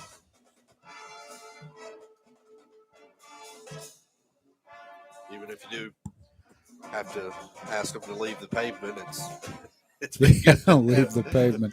Scott County has scored again with 2:09 to play in the half. The extra point looks like it was blocked. So they go up 34-28. Your 8-man theory might be in play. I'm telling you what, that is a crazy game over there. 2:09, that's plenty of time for Catholic to score twice or score once and give the ball back to Scott County. Let's talk about next week, Scotty. How much are you looking forward to that one? I mean, Battle of the Birds 2. It's 4 in the history, but 2 this year. Well, and we finally have reason to think it's going to be a Donnybrook. That first one, as what you said, I don't think either team can feel 100% thrilled with how they performed, and they both feel like they have a chance to win that one. I don't think there's any question that both teams think they can win. The thing is at the beginning of the year, you and I had that circled. I think it was the 5th or 6th week of the season. We were excited to see it. The crowd was huge. But there's just something about playoff football. And you get here the first week of November, and you got a chance to advance in the playoffs, and you're playing each other. I just think it's going to be as a hard as hitting game as we've seen all year. It's going to be intense. I think both teams, and there's a danger. Sometimes you can psych yourself up a little too much for a game like that. It's hard to play a rival in an or else game. Yeah. Like that. Yeah. But I kind of feel like that was maybe that first game where it was maybe, either team psyched themselves out, and maybe that's why both teams feel like they left things out there because they were so jacked up. But in this situation, it's okay. We're going to be in our 10th or 11th game, and it's they're as prepared as they're going to be. They're going to know each other as well as they have. This is going to be okay. Who's going to execute? Who's going to? And you've got seniors on both sides that have been through so much. So Yeah, you look at Scott County. We underestimate how life changed for them too. They've had to go to their roster is half what it was 3 years ago, and it's been an adjustment period. But you've had some kids playing younger. You've had the drop to 5A. You've had having to deal with Frederick Douglass and that challenge. This year they've been through the bus situation. They've played a brutal schedule that has prepared them well. I think they are peaking at the right time. Certainly on offense, they are finally clicking, I think. So it's going to be interesting when they get a second crack at Great Crossing to see what they can do. And I think Great Crossing feels the same way. Much like tonight, they came up empty so many times in Scott County territory that they have to feel like they left plenty of points on the table. And likewise, Great Crossing has improved throughout the year. They are not the same team offensively that they were early. The emergence of Zachary Kelly to complement the likes of Coulter and Perry, the multiple running backs, the different looks that they can show you out of the backfield. Tonight, you're seeing kind of that. It's almost like a full house backfield, kind of like a little split T kind of situation. Yeah, and I wonder if that was because they knew the weather was going to be bad, or they just want to give Scott County a different look and say, hey, you got to prepare for something else. I don't know, but you mentioned about how you felt like Scott County was playing its best offensive football of the year. All you got to do is keep listening to your scores. They got 35. Is it the 35-28? And these aren't these are just both teams running up and down the field and doing what they do. It has been I can't wait to watch it when I get home, regardless of whether I know who won or not. I'm going to have a beverage of choice and watch that one. Then beyond that, you got to play Douglass, but, Douglass has got some food for thought after tonight. I'll tell you.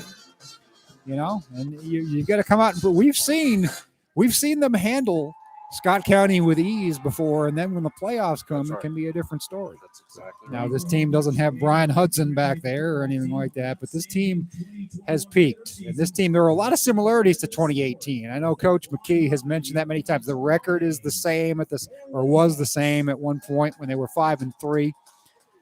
They'd had a lot of adversity in midseason that they had to overcome, and then turned it around and turned on the Jets. So. Well, there can be good and bad with the wing team. If you get down early by several touchdowns, it's tough to get out of what you do well. But having said that, if you're at your peak, which we think they are, and let's say you get up by 14 points and you're just running that clock and you shorten the game, then all of a sudden a drop pass by Douglass or something, and we're moving ahead, but – But you know what I'm saying? It's and you could say the same thing for Great Crossing. That's right. I mean, Great Crossing hung in there similarly with Douglass. They just couldn't get in. Neither team could get first downs. I think both, had 2 or 3 in the part of the game that was contested, and then you went with some 1s versus 2s at the end. You got a little bit of yardage in both cases, but it's weather, turnovers, all those things. Special teams, as we've seen here tonight, can turn a game this point in the season much more easily. Yeah. Well, we know that weather in Kentucky can change by the drop, but right now, the weather for next Friday is sunny but cold. Well, I've noticed the long-term forecast is like 40s for high temperatures, which I'm never crazy about. That's January weather. Yeah. So by kickoff, I'd say it's going to be about 38 degrees. And you haven't shut this door all year, but it's not going to be open. I'm getting there tonight. I'm like, the hands are getting a little frosty. The typing fingers. It's probably not going to be. It's going to be nice to be indoors for that one. I may have to bring a space heater in. Yeah. Want to give a shout out to the Georgetown Middle sixth graders, and I believe it's the seventh graders from Scott County Middle, or the eighth. They're both going for regional titles tomorrow over in Nicholasville. One of the games is at 4:30, and one's at 5, and one's at East Jess, and one's at West Jess. And I apologize for not having the schedule in front of me, but at the youngest levels, it's good to see these kids who are going to be playing on this field, and not very. You see freshmen and sophomores playing for Scott County this year, and you saw them playing for Great Crossing not long ago. So it's not long before those guys will be here entertaining us on Friday nights. So let's talk a little bit about this Great Crossing volleyball team. Unbelievable. Speaking of, are you going to get to go watch them? I am. They're going to play at West Jessamine Monday night, 7:00. I'd urge anybody you want to get fired up and see a fun sporting event, go check that out. West Jessamine High School, 7:00 Monday night. That is the equivalent of the Sweet 16. I guess they call it the semi-state round in volleyball because Lord knows we only want basketball to have a quote Sweet 16. But that is essentially what it is. The winner there will go. The quarterfinals, semis, and state game are at GRC next weekend. So Friday, Saturday, and Sunday, I believe. So if they just won one match, they would go to a neutral site. Okay. It's the semi-state round is determined by RPI, which is funny because West Jessamine is ranked 7th in the poll and Great Crossing 11th. I forget where they're both top 10 in RPI, but West Jessamine's a little bit ahead. Great Crossing beat West Jessamine in 4 sets at home here, I don't want to say about a month and a half ago. That was 28-26, both the third and fourth set, so it went beyond the 25-point threshold. Just a great match, and I'm expecting nothing less. But, boy, they called it a revenge tour going in, and I know Coach Ivetic told me they were losing to a lot of these teams back in the regular season. He goes, mark my words, I would not want to play my team twice. They got 9 seniors. You don't want to play us twice. And he was right. He looked like a prophet. They beat Tate's Creek, avenged a loss there, beat Frederick Douglass. Not only avenged losses, but avenged the 2 teams that knocked them out of the tournament the last 2 years. And then they beat a Dunbar team for the title that had taken 5 out of 6 sets. They had played each other twice this year. So the whole regular season, as we know in any sport, it really is just a big, long setup for the playoffs. That's why we don't want to get too far ahead of ourselves when you're talking about football matchups, because you just don't know. Well, I hope that a lot of people will make that trip to Nicholasville because it is a fun sport to watch. It's great stuff. You're talking, and I want to give out a call. We talk so much about the athleticism of kids, and rightfully so. It's wonderful to tout that part of the equation. But Coach Ivetic was sending me some stats, and he goes, and by the way, he goes, maybe the most important stat, I've got 35 girls on my team. I just got my first quarter grades. 6 total B's out of 35 girls, straight A's otherwise. No C's, no D's, no F's on a single report card. That's amazing. I mean, so you're talking a team GPA of 3.95 plus for the first quarter. I can't. It's one thing to say maybe you're starting 6, but to say all Right. 35 girls, that is absolutely I can't amazing. say enough about the quality of those kids and those coaches. And yeah, please do support them. I'm sure there'll be some mechanism, whether it's NFHS or local access or whatever, to watch it. But I'd encourage you to go see it. It's a pretty short trip and well worth the entertainment value. Yeah. I mean, I'm talking one side of the gym was just packed last night, and it's just the noise level is unbelievable. And if you want to see energy from a team, Great Crossing volleyball, they were great. Grace Brooker was joking. She's committed to DePaul Division I, one of several Division I players that's come to the program. She says, yeah, we pick each other up both figuratively and literally. Sometimes one of them will make a big play, and one of them will just give them a 2-hand shove right in the chest and knock them on their back and then pick them up. It's like they beat each other up like a football team. It's the funniest thing. And it's just a fun group of kids and a fun sport, as you said. And obviously, we're kind of the volleyball capital of the country right now. We have the national champions of NCAA, and we have multiple, Louisville, UK, and Western Kentucky, all are quality college programs. So, Well, I'm pretty sure Kentucky and Louisville are both in the top 10. yeah, they've got to be. I think Louisville might have even been ranked ahead of them for a while there, if not still. So, just a program, a sport that's on the rise. You know, it's really a young sport, too. You know, it's really been played probably 20, 30 years here at the varsity level in Kentucky. Well, congratulations to them. I hope they do well. Yeah, it's obviously the first 11th region championship in school history, and only took 3 years. And I do suspect there will be more in some other sports. There's certainly the talent. One that I am going to be interested in watching these next 3 or 4 years is boys basketball, as they started a bunch of freshmen last year. Most of those freshmen reclassified, so they're still freshmen. Right. So you're talking a 5-year career. Malachi Marino, who is a first-year freshman, 7 feet tall. His brother, you may have heard of him, Michael. So yeah, it's a school that's got some things going for it right now athletically, and the rivalry is only going to heat up. Scott County getting a new high school, a new facility for all these outdoor sports. So can't wait to see what transpires over the next few years. We've got a game to talk about tonight, though, in the here and now. Great Crossing trailing 14-7, and they will get the second half kickoff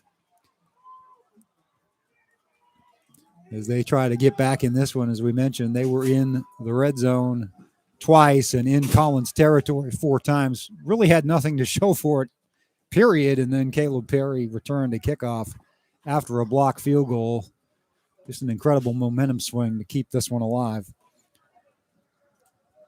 Halftime score in Lexington is 34-28. Scott County is here. The short kick taken by the up man at the 30 across the 35. And that's where Great Crossing will go to work at the 37-yard line. Elijah Fryman on the return. Heads up play, picking that ball up, getting you some yardage, but not letting it get past you and rolling down to the 15-yard line. So now they've got good field position with a chance to tie this thing up. At their own 37. They've had, other than that drive where they started at their own 3 and almost went the distance, they've had good field position tonight. Nichols will hand it off. Allen with good yardage up the middle, across midfield. He's free in the open field. The 40, the 30, the 20. Only one man can get him inside the 10 to the 5, taken down at the 3. Caden Allen, 60 yards. Cal, when you bring that many people in the box, if you can hit a seam, there's nobody there to tackle him, and that's what happened right there. They had 8-9 guys in the box. He splits it, gets all the way down to the 3, first and goal. We've seen them inside the 10 3 times. Cross carry number 23, Caden Allen. That's 60 yards on the carry. That's good for another first down. Warhawks.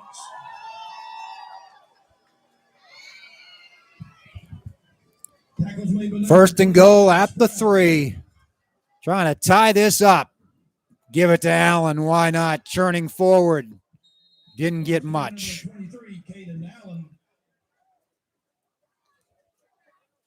That's just great penetration right there by Collins.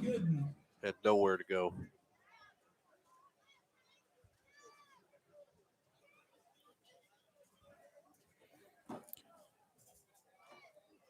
They have just had trouble. They've knocked on the door. Got to punch one in here and tie this up. Allen again, surging. Rugby scrum. Did he get it? No, they're going to mark him inside the 1. My goodness. Fans are going, seriously? Their eyes are better than mine. They're closer to it. This is where I'd love to see them. They won't, but go under center. Yeah, you can't change it up, especially in the rain. They'll try Allen one more time. This time, I think so, yes. And they are an extra point away from tying this puppy. Caden Allen finally punches it in for the Great Crossing offense with 10:09 to play in the third quarter.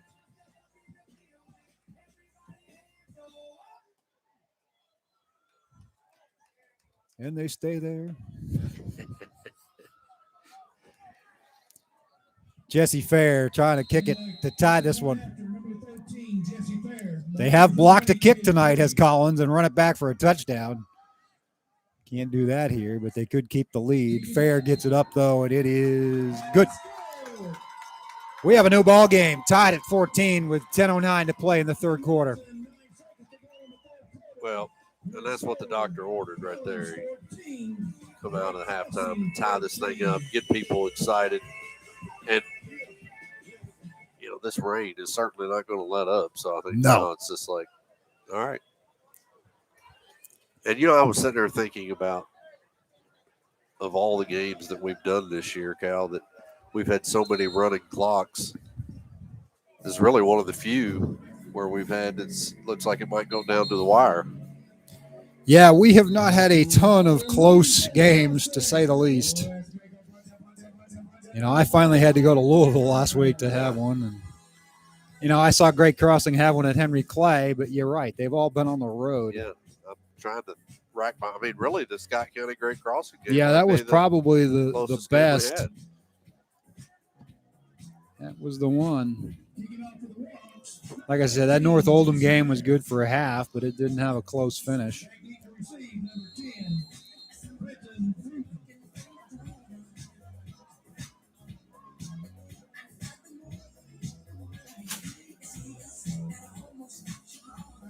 Fair will kick it deep.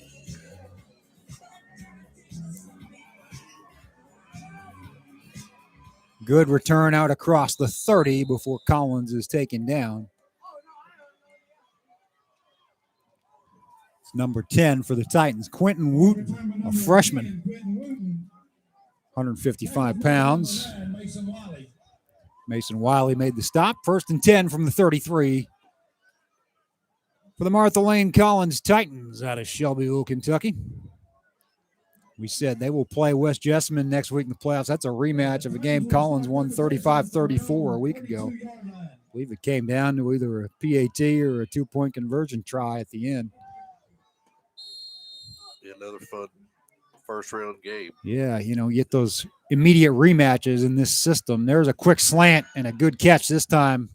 A lot of those were drops in the first half, so Gooden finally connects with his man out across the 45. It's Hutzel. Well, he's got a nice quick release, and it gets there in a hurry.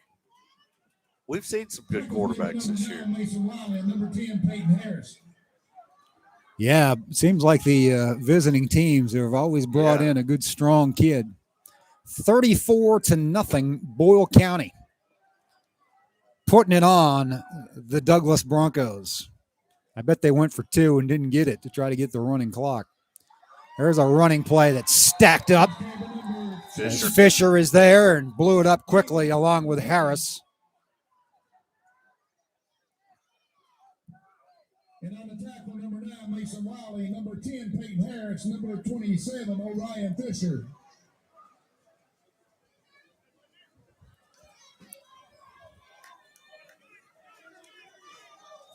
Here's where you'll see Perry move around when it's long yardage situation. Does he cover the slot guy or does he blitz? A lot of times he'll leave that slot guy and go. Gooden will throw it over the middle to a wide open man again at the Great Crossing 35. So they will move the chains once more. It is Darius Evans. Yeah, he set down nicely in that zone coverage. And again, good threw a dart right there. It's a good ball, fitted in a nice window. He's throwing a couple of good ones on that slant play here to start the half. And Collins has obviously made some adjustments, but the main adjustment they have made is holding on to the football. Exactly, yeah.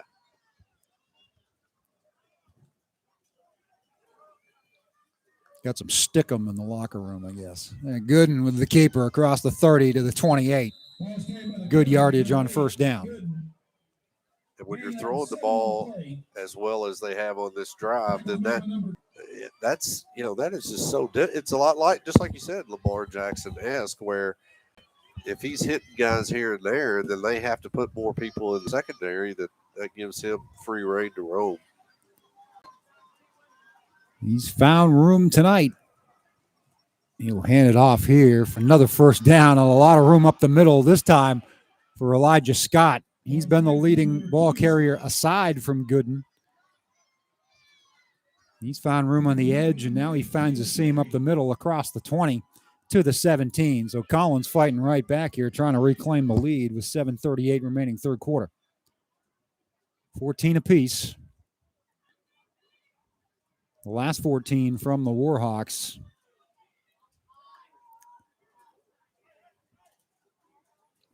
Gooden claps his hands, just try to fake the defense out, now looks over to the sideline. Play clock down underneath 10. Now the snap, he'll keep it across the 15 where he is piled on there. That was more of just a straight run by the quarterback as opposed. I think he's at his best. When he drops back, he's actually looking for somebody and he scrambles. Still a nice gain of 4 yards, but 2nd and 6 from the 13. Little Lacasco looked like Peyton Harris was in on that last stop as well. Gooden, shotgun snap, handoff, stacked up. Not much there, maybe a yard to set up 3rd and 5 as Little and Combs, the two big guys in the middle, converged and took down Elijah Scott. Yeah, they got the best of the line of scrimmage on that play. Ball is at the 12 in the middle of the field. So that's a factor if they want to kick it on 4th down. But they are interested in getting the touchdown. Well, I think that was the first bad read Gooden has made all day. If he keeps that ball, he could run a long way. He's going to throw it to a wide open man on the left side inside the 5. It'll be 1st and goal. Touchdown saving tackle, but it may have only delayed the inevitable. Well, that was a play that we saw earlier in the first half, and they dropped it. So interesting how he's gotten that open. He has got some targets. He'll keep it. And he'll get stopped shy. Good read there by the defense to hold him at the 1. But Collins threatening to reclaim the lead here. Under 5.5 minutes to play, third quarter.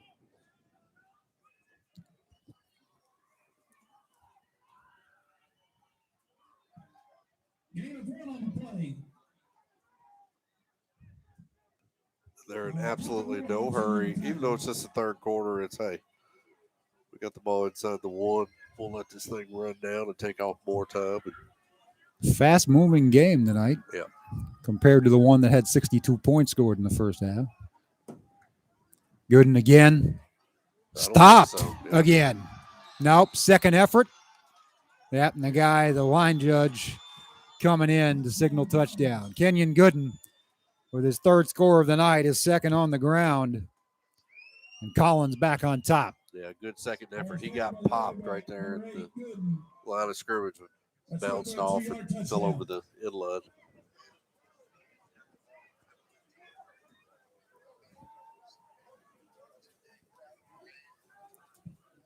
And the kick the point after, number 12, Ryan Coball. Gooden also holds on this. So he does a lot for this team. Yeah.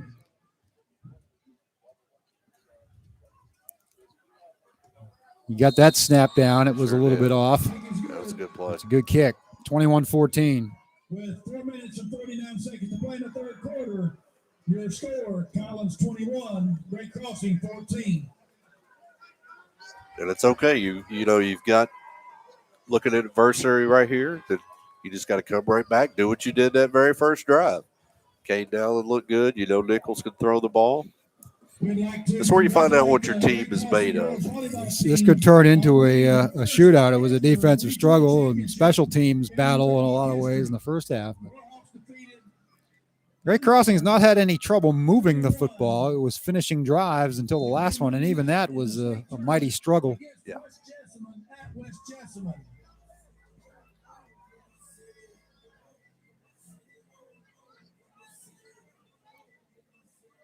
And again, you need to do a good job here of falling on the ball. I don't think they've kicked it deep once, so I would actually bring the two deep guys up to about the 20. They've got them all awful far back, but we'll see what they do here. Titans have really only kicked it deep once all night, and it cost them 6.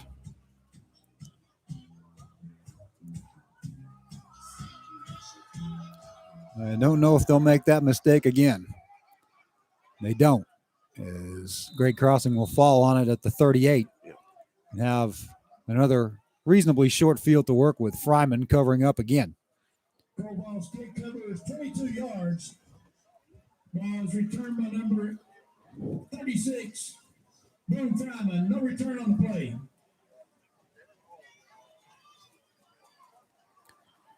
So Gabe Nichols and the Great Crossing offense will go back to work at its own 38-yard line. 4:48 to play third quarter. Warhawks trail 21-14.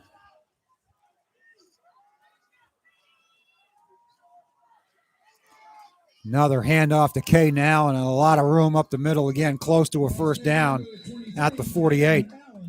And just like we talked about with Collins, we were saying if they could throw the ball, then that allows that quarterback to scramble and get free yards. Here, if Great Crossing could run the ball that well, then you know they're going to play action at some point and have a guy wide open because Nichols is just too good. Kay now and at 130 yards and counting for the night. I mean, he's doing everything they could ask him. He's running hard. He said, I would be a bit surprised right here on second and a foot if they threw it right here. It normally would be a free down. Reverse to Perry. He's got the first down and some room on that corner, tripped up, or he might still be going. But they are in Collins territory for the 6th time tonight at the 43.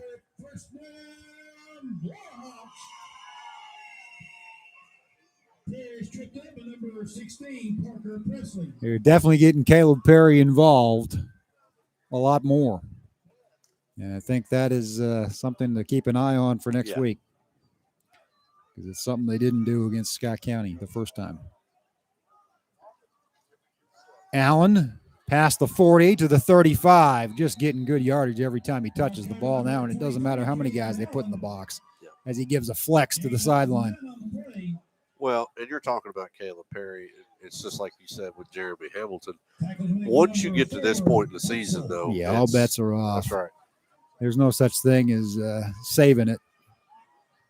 So I think we'll see a lot of targets for him next week, whether it's on the reverse or throwing him the football or just letting him run the Wildcat, whatever the case may be.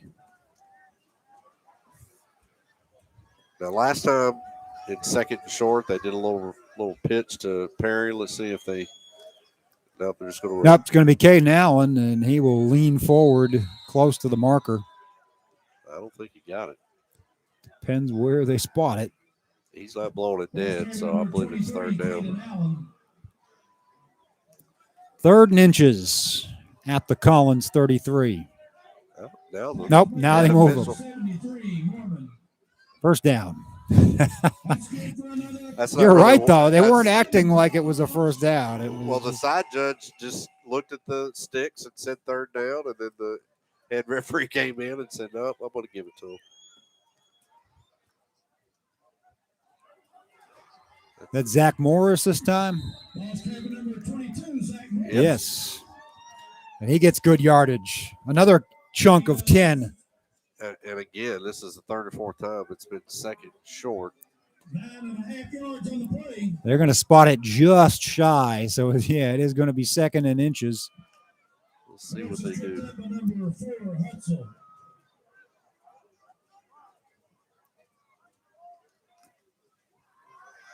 First down to the 21. It's Morris again on back-to-back carries.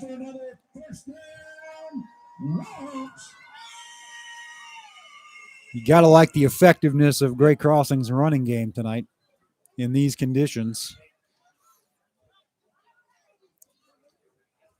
I would have to add it up or look at the stats, but I would guess their yardage running and passing is about an even split for the season. Yeah. And so to see them running the ball this authoritatively is nice.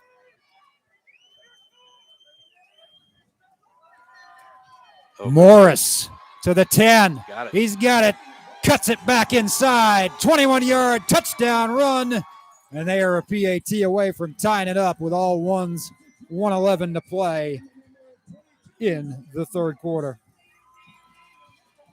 So the change of pace from Caden Allen to Zach Morris.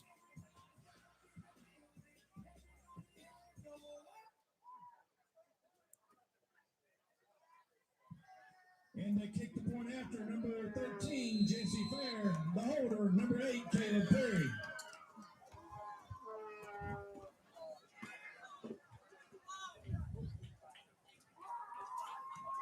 Fair's kick is no good, and that is big.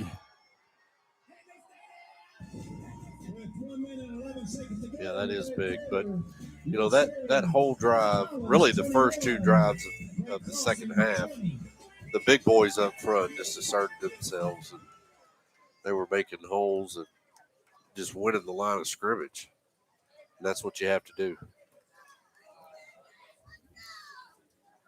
So they get the potential tying touchdown, but they do not get the PAT.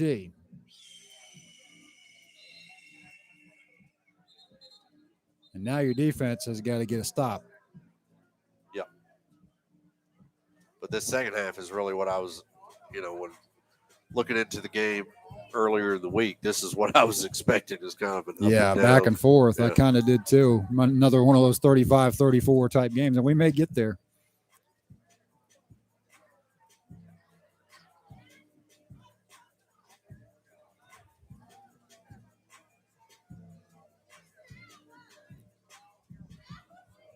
We're almost done the third quarter, and they are just getting the teams back on the field from halftime over at Lexington Catholic. I could drive there and see the end of the game. Or just stay dry and watch it on Prep Spin, which might be the better alternative. Or we may have overtime here, and that'll all be out the window. Fair kicks it deep. Oh, boy. Yeah, that's going to take a strange bounce with the 20, but it's taken there. And Collins will return it across the 30.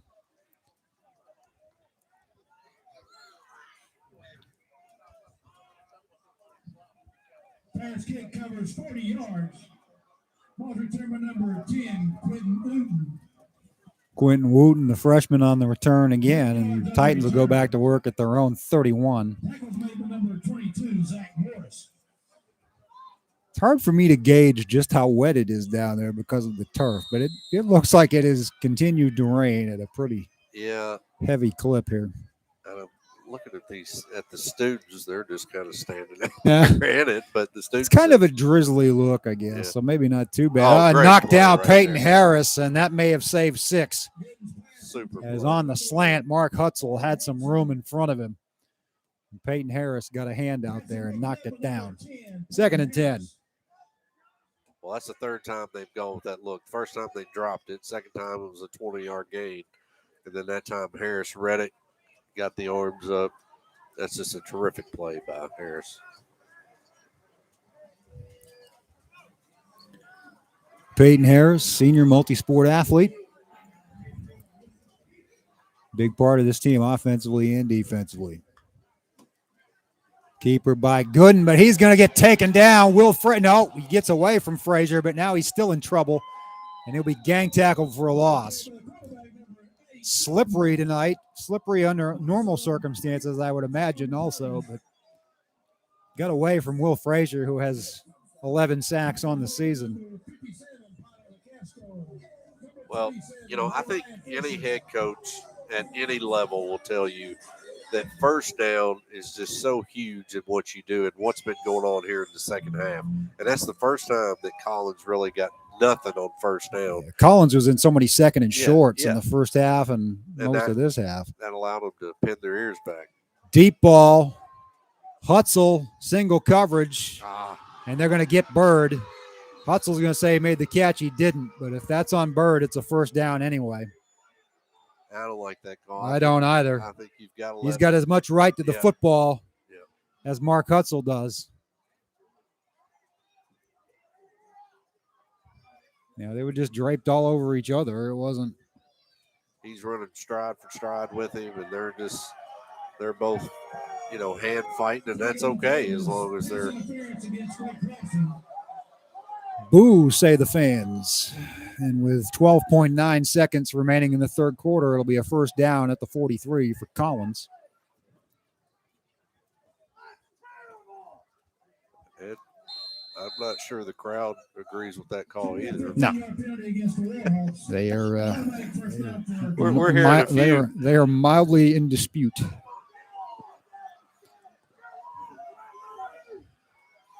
From underneath their umbrellas.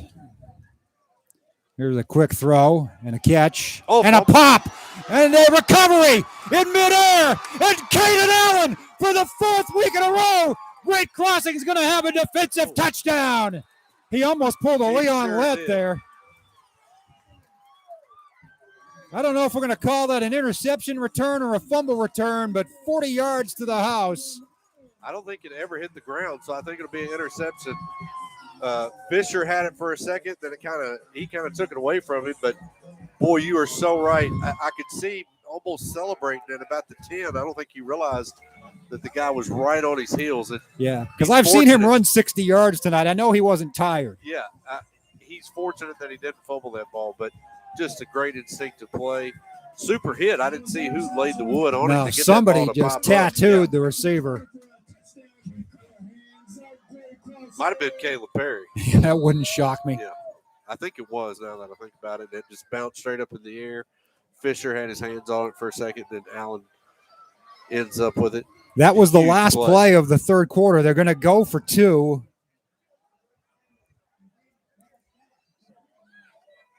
Perry in motion. Nichols will look a little slant that's incomplete. He was looking for Kelly and overthrew him. But with 12 minutes to play, Great Crossing back in front on a pick six by Caden Allen.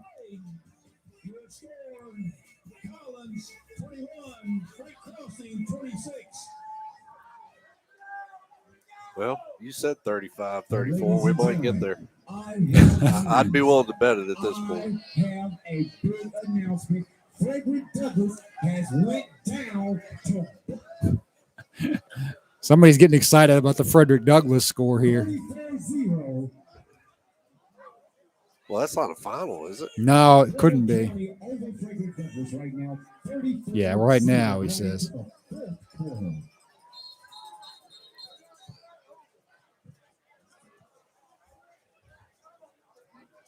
Where was that game? Was that at? That was at Douglas. Oh, was it? Yeah, Wow. I believe. Well, it's not like Boyle County's not used to winning. They have been winning for a long, long time. Yep. So those are there two was contending teams. Yeah, there was no intimidation there when they came rolling into Lexington, if that's where it was. No.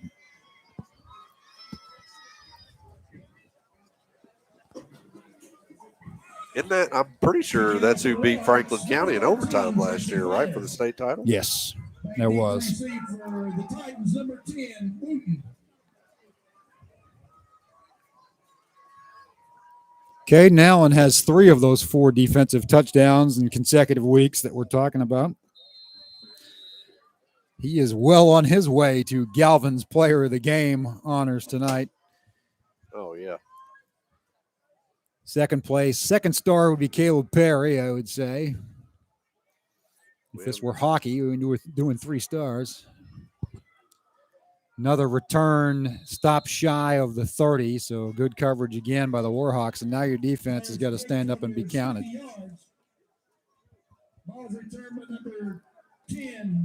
Scoring has slowed down. It's still 34-28 Scott County with 8:43 to play in the third quarter. We have just started the fourth quarter here at Bird's Nest Stadium. Cal Oaks along with Scotty Sutton Great Crossing just went on top for the first time all night, 26-21 on a 40-yard interception return for touchdown by Caden Allen, who also has 130-plus rushing yards in this game. But Collins has Kenyon Gooden at quarterback, and he is dangerous as he'll keep it here and pick up about 5. Gain of 6 on the play. Well, if you look at this rain just flowing, north, it looks like it does look like Collins. the wind is pushing Yeah. it. That might have affected the kick earlier. So I think Collins is, with their passing game, they're going to be going into the wind here, into this nastiness. But You could see they thought they had some opportunities in the third quarter with it, and they needed to take advantage then. Yeah. And they didn't fully.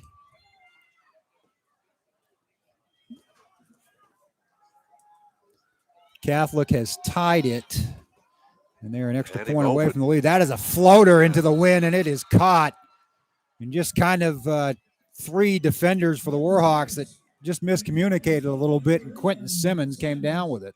well, he had him for a touchdown, and he Just had to underthrow it, as we said. It's blowing in his face. But that's a good job by the receiver to come back, get the ball. Hey, you'd much rather have a 30-yard gain than an incompletion. So that's a great job by him. 10:55 and counting to play. Now we've got a flag. Yeah, they jumped offsides. It's going to tack on 5 more yards and move it to the 34 of Great Crossing. And again, when we talk about when you're staying ahead of the chains, it just makes you so much more That's dangerous. a 5-yard penalty. So make it a 1st and 5.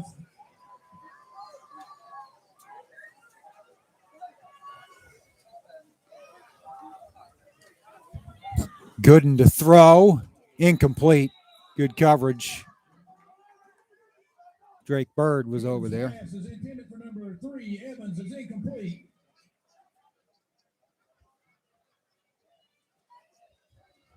Well, 2nd and 5, and you know that there's going to be no field goal here in the 4th quarter at this point. So they're going to. No, it does you no good. Yeah, you're in 4th down territory, and I would be a bit surprised to see a little RPO right here by the quarterback. Think you've got to dance with the one who brung you with this weather. He will keep it right, stumble, lean forward to the 32. That's still very well played by Great Crossings. Caden Allen again. He has had a Golly. monster night on Sure both has. sides of the ball. 3rd down and 3. Rain, I believe, coming down the heaviest it has all night. So make it a 3rd and 3 for the Titans. From the sounds on the roof through my headphones. And Great Crossing jumps again.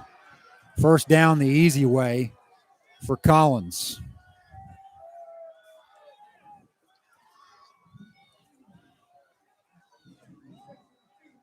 It's offsides on the Warhawks. That's a 5-yard penalty. Yep. That's going to be good for a 1st down for the Titans. And they're going to make a substitution and talk to the young man and just say, you got to watch that ball. I know you're excited, but just watch the football. Quick throw. Looked like some holding, and the fans wanted it, and the fans got it. It was a late flag. Little dump off to Elijah Scott. The Warhawks converged anyway and pushed it backwards. That's twice they've got Hutzel and out the outside there for holding.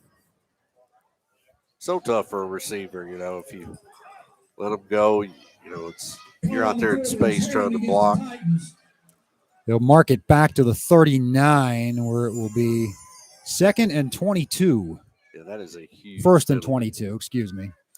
That was a 1st down play. Yeah, that limits your options in this weather. It does. But if you're Collins, you're saying to yourself, we don't have to get it all in one play. Let's get 6 or 7 yards here. It's going to make it a 1st and 21 for the Titans. If you're Great Crossings on defense, you may pin your ears back and come after him. Little shovel pass. That's read well by the Warhawks. Yeah. Scott didn't get far. He gets to the 38. There's So maybe back to the line of scrimmage, a yard perhaps. Like Will Frazier got there first. Blew it up. Second and long, 9:05 to play. Warhawks trying to hang on to a 26-21 lead. I like that play call, a little misdirection, but Frazier did an excellent job of not over pursuing, staying home, and he just came right back to him. So if he's over pursuing there, that's a big play. So that's a good job by Frazier.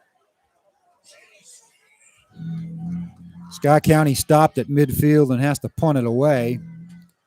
In the third quarter, they're down 35-34. Still a lot of time there. Gooden, left side, threw it behind his man, never turned around, did Scott. Third and forever. And as you said, 4-down territory more than likely, unless they want to play that field position game again, which may not be a bad option. Yeah, I think it just depends on what they get on this down. Because there's still plenty of time. You've got all Clock three stopped with timeouts. 8:47 on the incomplete pass. There's no reason to panic right here.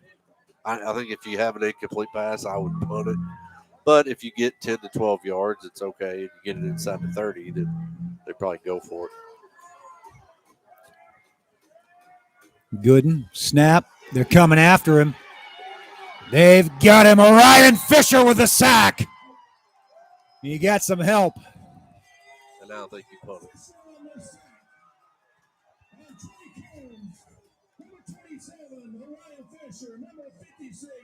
But we've seen it all year. When a team's in third and long, you let those guys,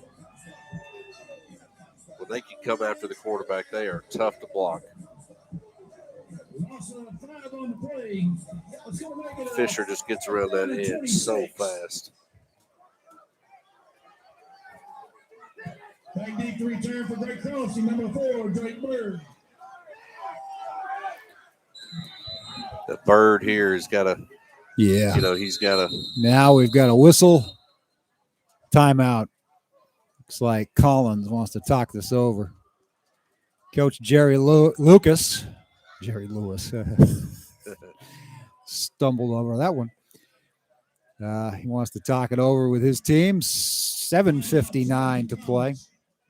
The Titans 7-2, the Warhawks 7-2. Both teams know who they're playing next week. This is for pride and to get to that 8-win threshold and confidence going in.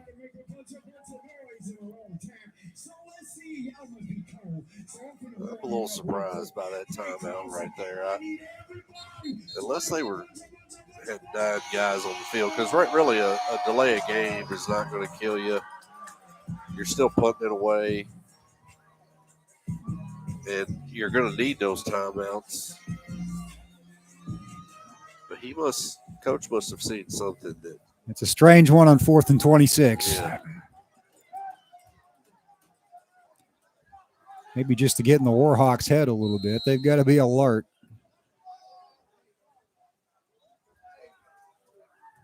Low snap. He gets it away. It's off the side of his foot. It's going to take a little bit of a Titans bounce to the 35, but the Warhawks have good field position with 7:49 left. And if you had known it was going to be a punt like that, you'd just went for it. Yeah, why not? It's a net 8 yards, 7 yards. So you'd be better off just putting it in your quarterback's hands and letting him try to make a play there. It's tough. We mentioned the wind, and I think you're right. It's pushing the rain and everything back in their face. The Warhawks have that going for them. They also have the scoreboard and the clock going for them, 26-21 with 7:49 to play. And they've got Caden Allen having a monster night on both sides of the ball as the lone setback. He will take it from Nichols, who hasn't thrown it much tonight, hasn't had to. Allen will push ahead for 4 yards, and the clock will continue to roll.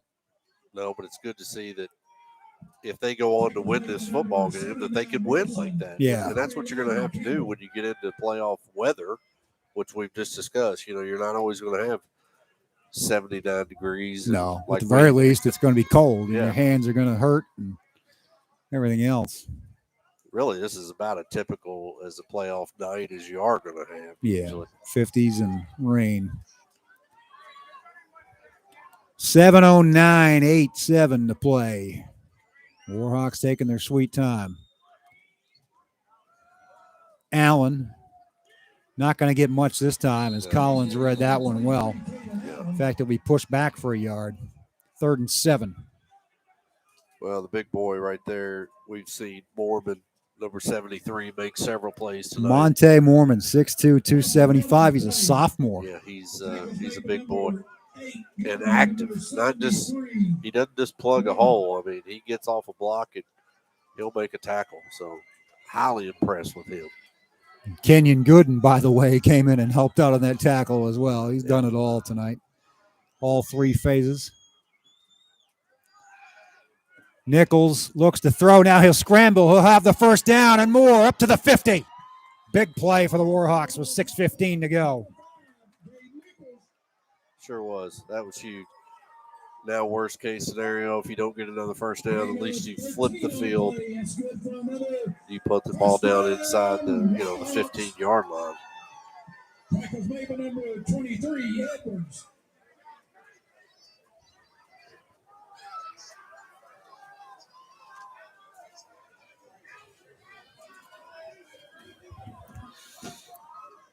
At midfield, under 6 minutes. Now it's Isaiah Johnson. He'll get stopped and hit hard at the 50. Number 73. Big Mormon. Monte Mormon. Big Tay coming in, and nothing there for Isaiah Johnson. 5:37 and rolling. 2nd and 10. Tell you what, that is one active big fella up front and is only a sophomore. He might start getting some looks himself. I would say he's got a prototype run stuffer body.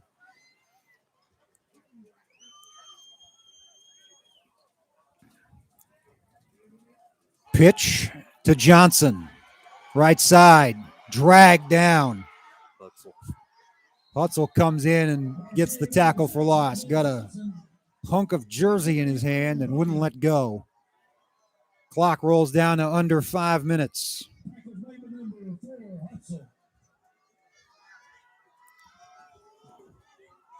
Now you got to wonder, do you just keep it on the ground, maybe make Collins? That's it. You really want to stop the clock with an incomplete pass.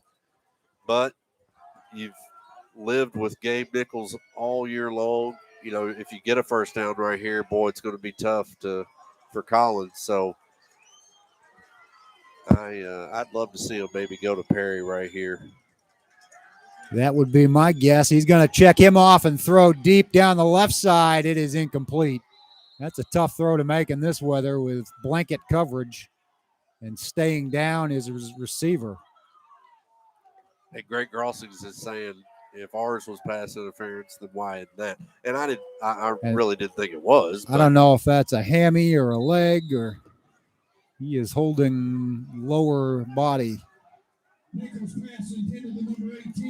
And it is Jacob Coulter, who's been injured, I believe. He has not played a lot in recent weeks. Injured player on the field is number 18, Jacob Coulter.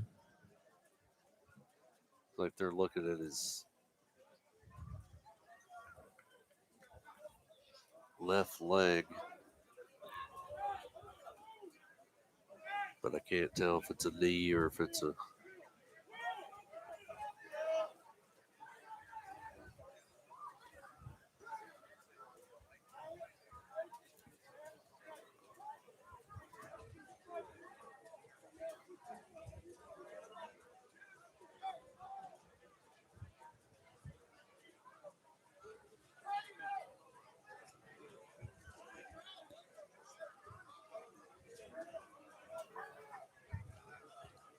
Fans wanted a flag on that play as he will try to get up and put weight on that leg, and it is not working for him.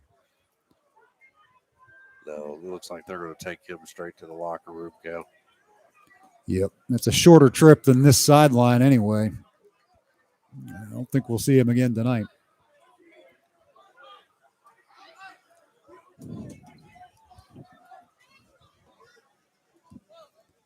So the Warhawks more than likely will punt it away from their own 49, 4th and 11 with 4:15 to play on a windy, rainy evening here at the Bird's Nest. And Collins will have that much time to try to steal a win and go back to Shelbyville.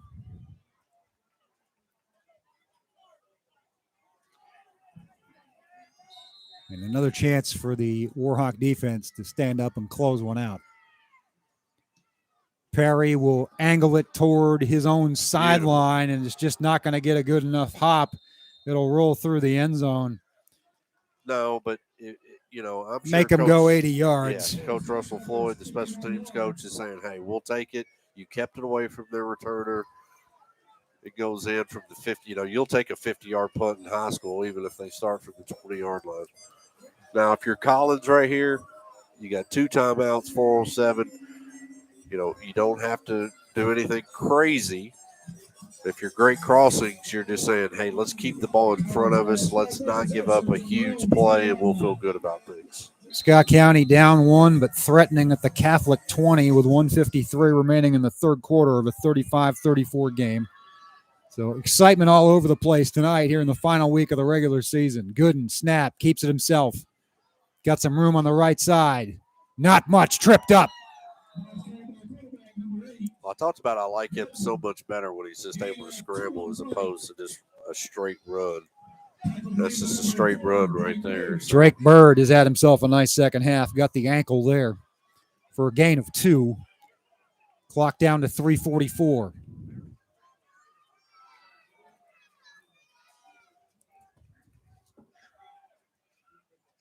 Gooden looks to throw.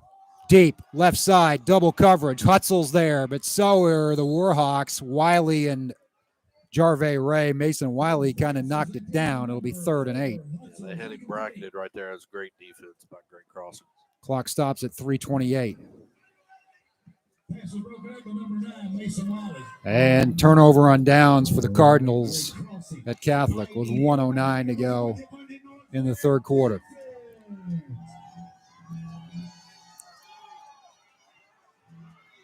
Big play here, biggest of the night, 3:28, 3rd and 8.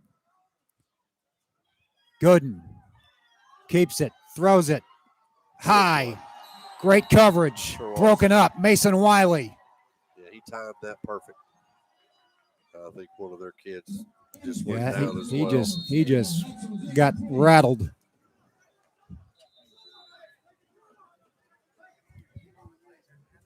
Pass is broken up by number 9, Mason Wiley. So that's 2 pass breakups on this series for Wiley. Injured players number 4, Mark Hutzel. It's Hutzel hurt.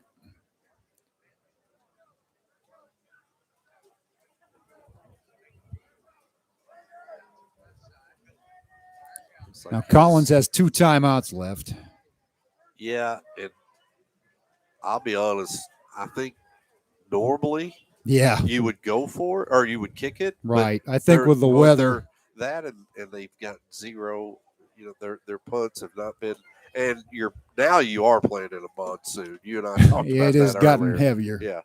And I don't think that you're going to get more than 15, 20 yards out of this punt anyway, so why not go for it? Yeah, Hutzel, you hope that's not serious as they have a playoff game next week, and he's played his heart out tonight. He struggling to put weight on his leg. He's stubbornly going to run away. There you go. Good. Hopefully he'll get some treatment this week, and like you said, you don't ever want to have anybody miss a playoff game. No, especially when they are a senior, 6'4", 200-pound wide receiver linebacker. Mark Hutzel played a great game on both sides. Well, you can see the Great Crossings coaches immediately attend to him. That's just great sportsmanship. It's what you want to see. They're going for it. But we got a flag. Oh, they're going to call. What do we got? We got Orion Fisher doing push-ups. And now that's really going to make it tough. Back them up even farther, and now 4th and 14, and Fisher and the boys are going to be pinning their ears back. It is pouring at Bird's Nest Stadium. 4th and 13 from their own 17. Gooden, last-ditch effort for Collins. He throws it deep and incomplete, not even close. Great crossing ball. Bird again with the coverage. He had him open. I think he just overthrew it. It has to be this rain.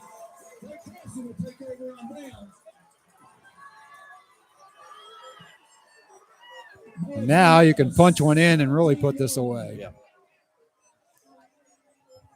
Didn't have a lot of time go off. 3:16 left. Ladies and gentlemen, boys and girls, if you hear me, please get on the phone right now. Call your grandmama, your granddaddy, your sister, brother, cousin, or mama. Because it is almost time. I love the announcement every week about somebody coming to pick you up. Larry does a good job getting the crowd into it here. Heavy rain, to say the least, as Great Crossing tries to salt this away. You got to hold on to that ball. Caden Allen, don't fumble it, son. Gets lassoed down for a loss of several at the 21. Yeah, and I don't even think you take a chance at a field goal. I think you would just go for it on 4th down. And you wonder when Collins will use that. They've got 2 timeouts left, so probably after this play. Even though a field goal would put you up 8, I just don't think you could take the chance on a fumbled snap, or we've already seen one field goal blocked. What's your thoughts on that? Yeah, I think we should stay away from that. I think you just got to play it out here and play the field position game if you don't score a touchdown. I could have nightmares about Mr. Gooden coming off the edge and swatting one and running it in for the winning 6. And there is another nightmare. The snap, and this time Gabe Nichols will fall on it, but another big loss back to the 31. But he did the smart thing there. Just fall on it. You said it. Don't try to pick it up, run with it. Just fall on the football. That's the second fumbled snap, or whichever you want to call. In this weather, it's just so tough on the center and the quarterback.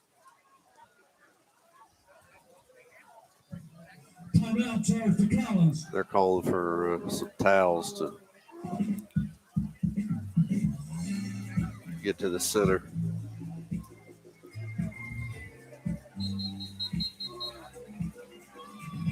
Scott County driving again after the turnover on downs earlier. They've just started the 4th quarter in Lexington, 35-34 Lexington Catholic.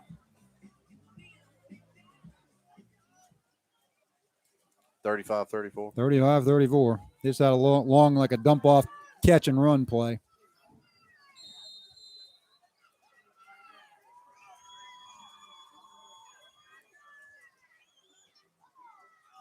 Up the middle, Zach Morris. Oh, he coughed it up. No, Collins covers inside the 10. They'll have a long way to go and a short time to get there, but the Titans will have the ball. The clock has not stopped. The refs will have to sort that out.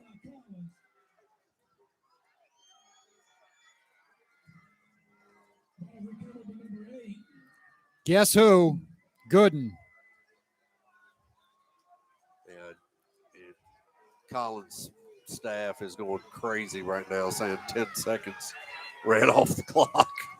And they're right. Yeah, they are, but you're not going to get that on the road. I don't know. Looks like the official's coming over to. Yeah, he's going to say, he's pointing it out. He sure is. Looks like he said 2:04. Just tell him to put 2:04 on the clock. Let's see if they can figure that out. 2:04. Has to reset the game clock to 2 minutes and 4 seconds. So they put 2 minutes up. You have 2 minutes and 4 seconds to make a bunch of defensive noise. So, it's been a good one, as you mentioned. We haven't seen many of these.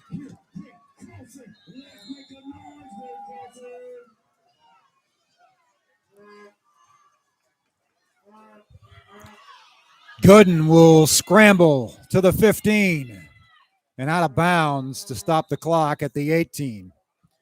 2nd and 1, 1:54 to play.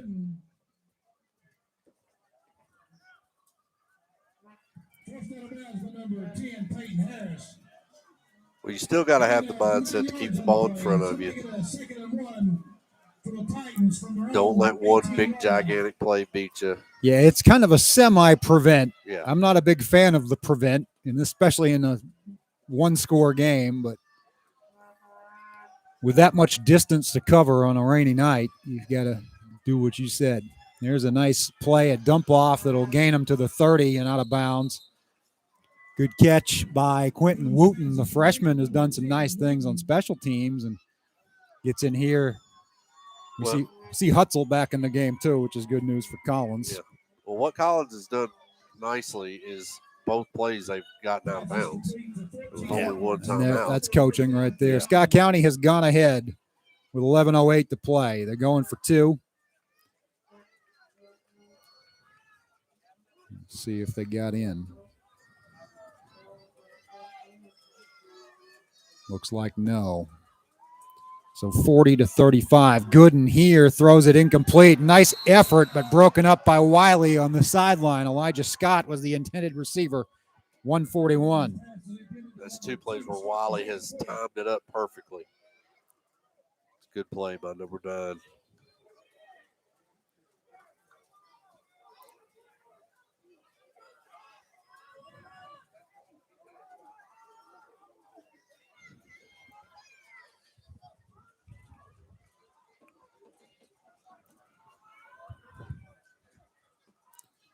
Gooden. Quick slant, open, dropped. This drop. Yeah.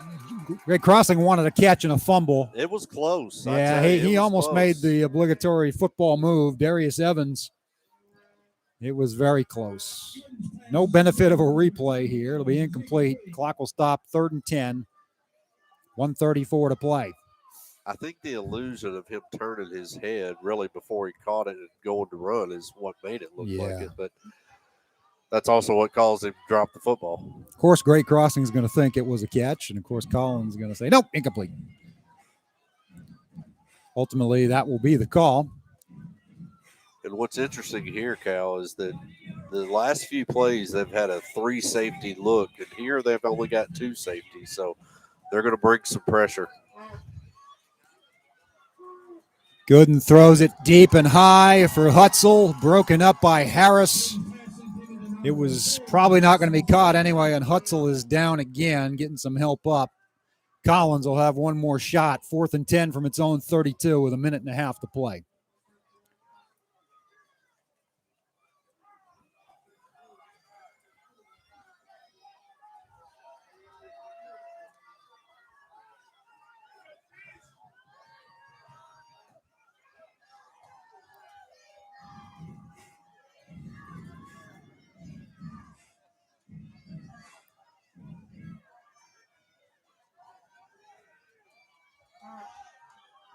Gooden rolls to his right.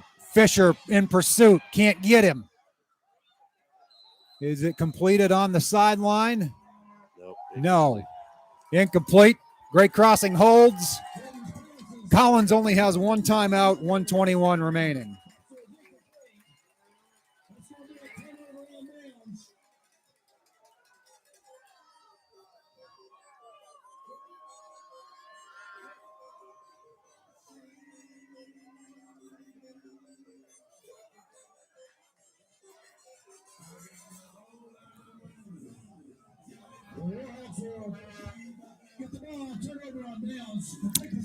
Great Crossing at the 32. All you got to do is not fumble at this point. Yeah. Hold on to the football. Both hands. In weather like this, though, it's easier said than done. That's right. Caden Allen will be the setback behind. Yep, they're just going to kneel on it, even with the timeout. They're going to go victory formation. I think Collins has probably reached the place of acceptance. Now they're going to call their timeout. They're 1 remaining. They'll probably wait till 3rd down, I guess, if they're going to. Your Galvin's on Main player of the game is Caden Allen with well over the century mark rushing and the pick six that turned this game on the final play of the third quarter to put Great Crossing ahead to stay. Well, we still go back. I want to go back to right before the end of the half. It's 14-0, and heads are down. Yeah, that Caleb Perry takes it to the house. That was absolutely huge.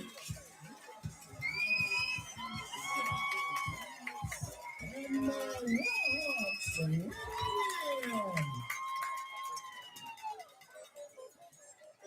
26-21 will be your final as the seconds tick away.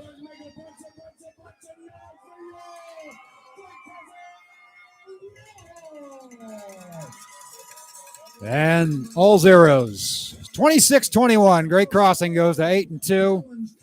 They will face Scott County right here, 7 o'clock next Friday night here on the Bird's Nest Broadcasting Network. Be here in person if you can, but we'd love to have you join us as well.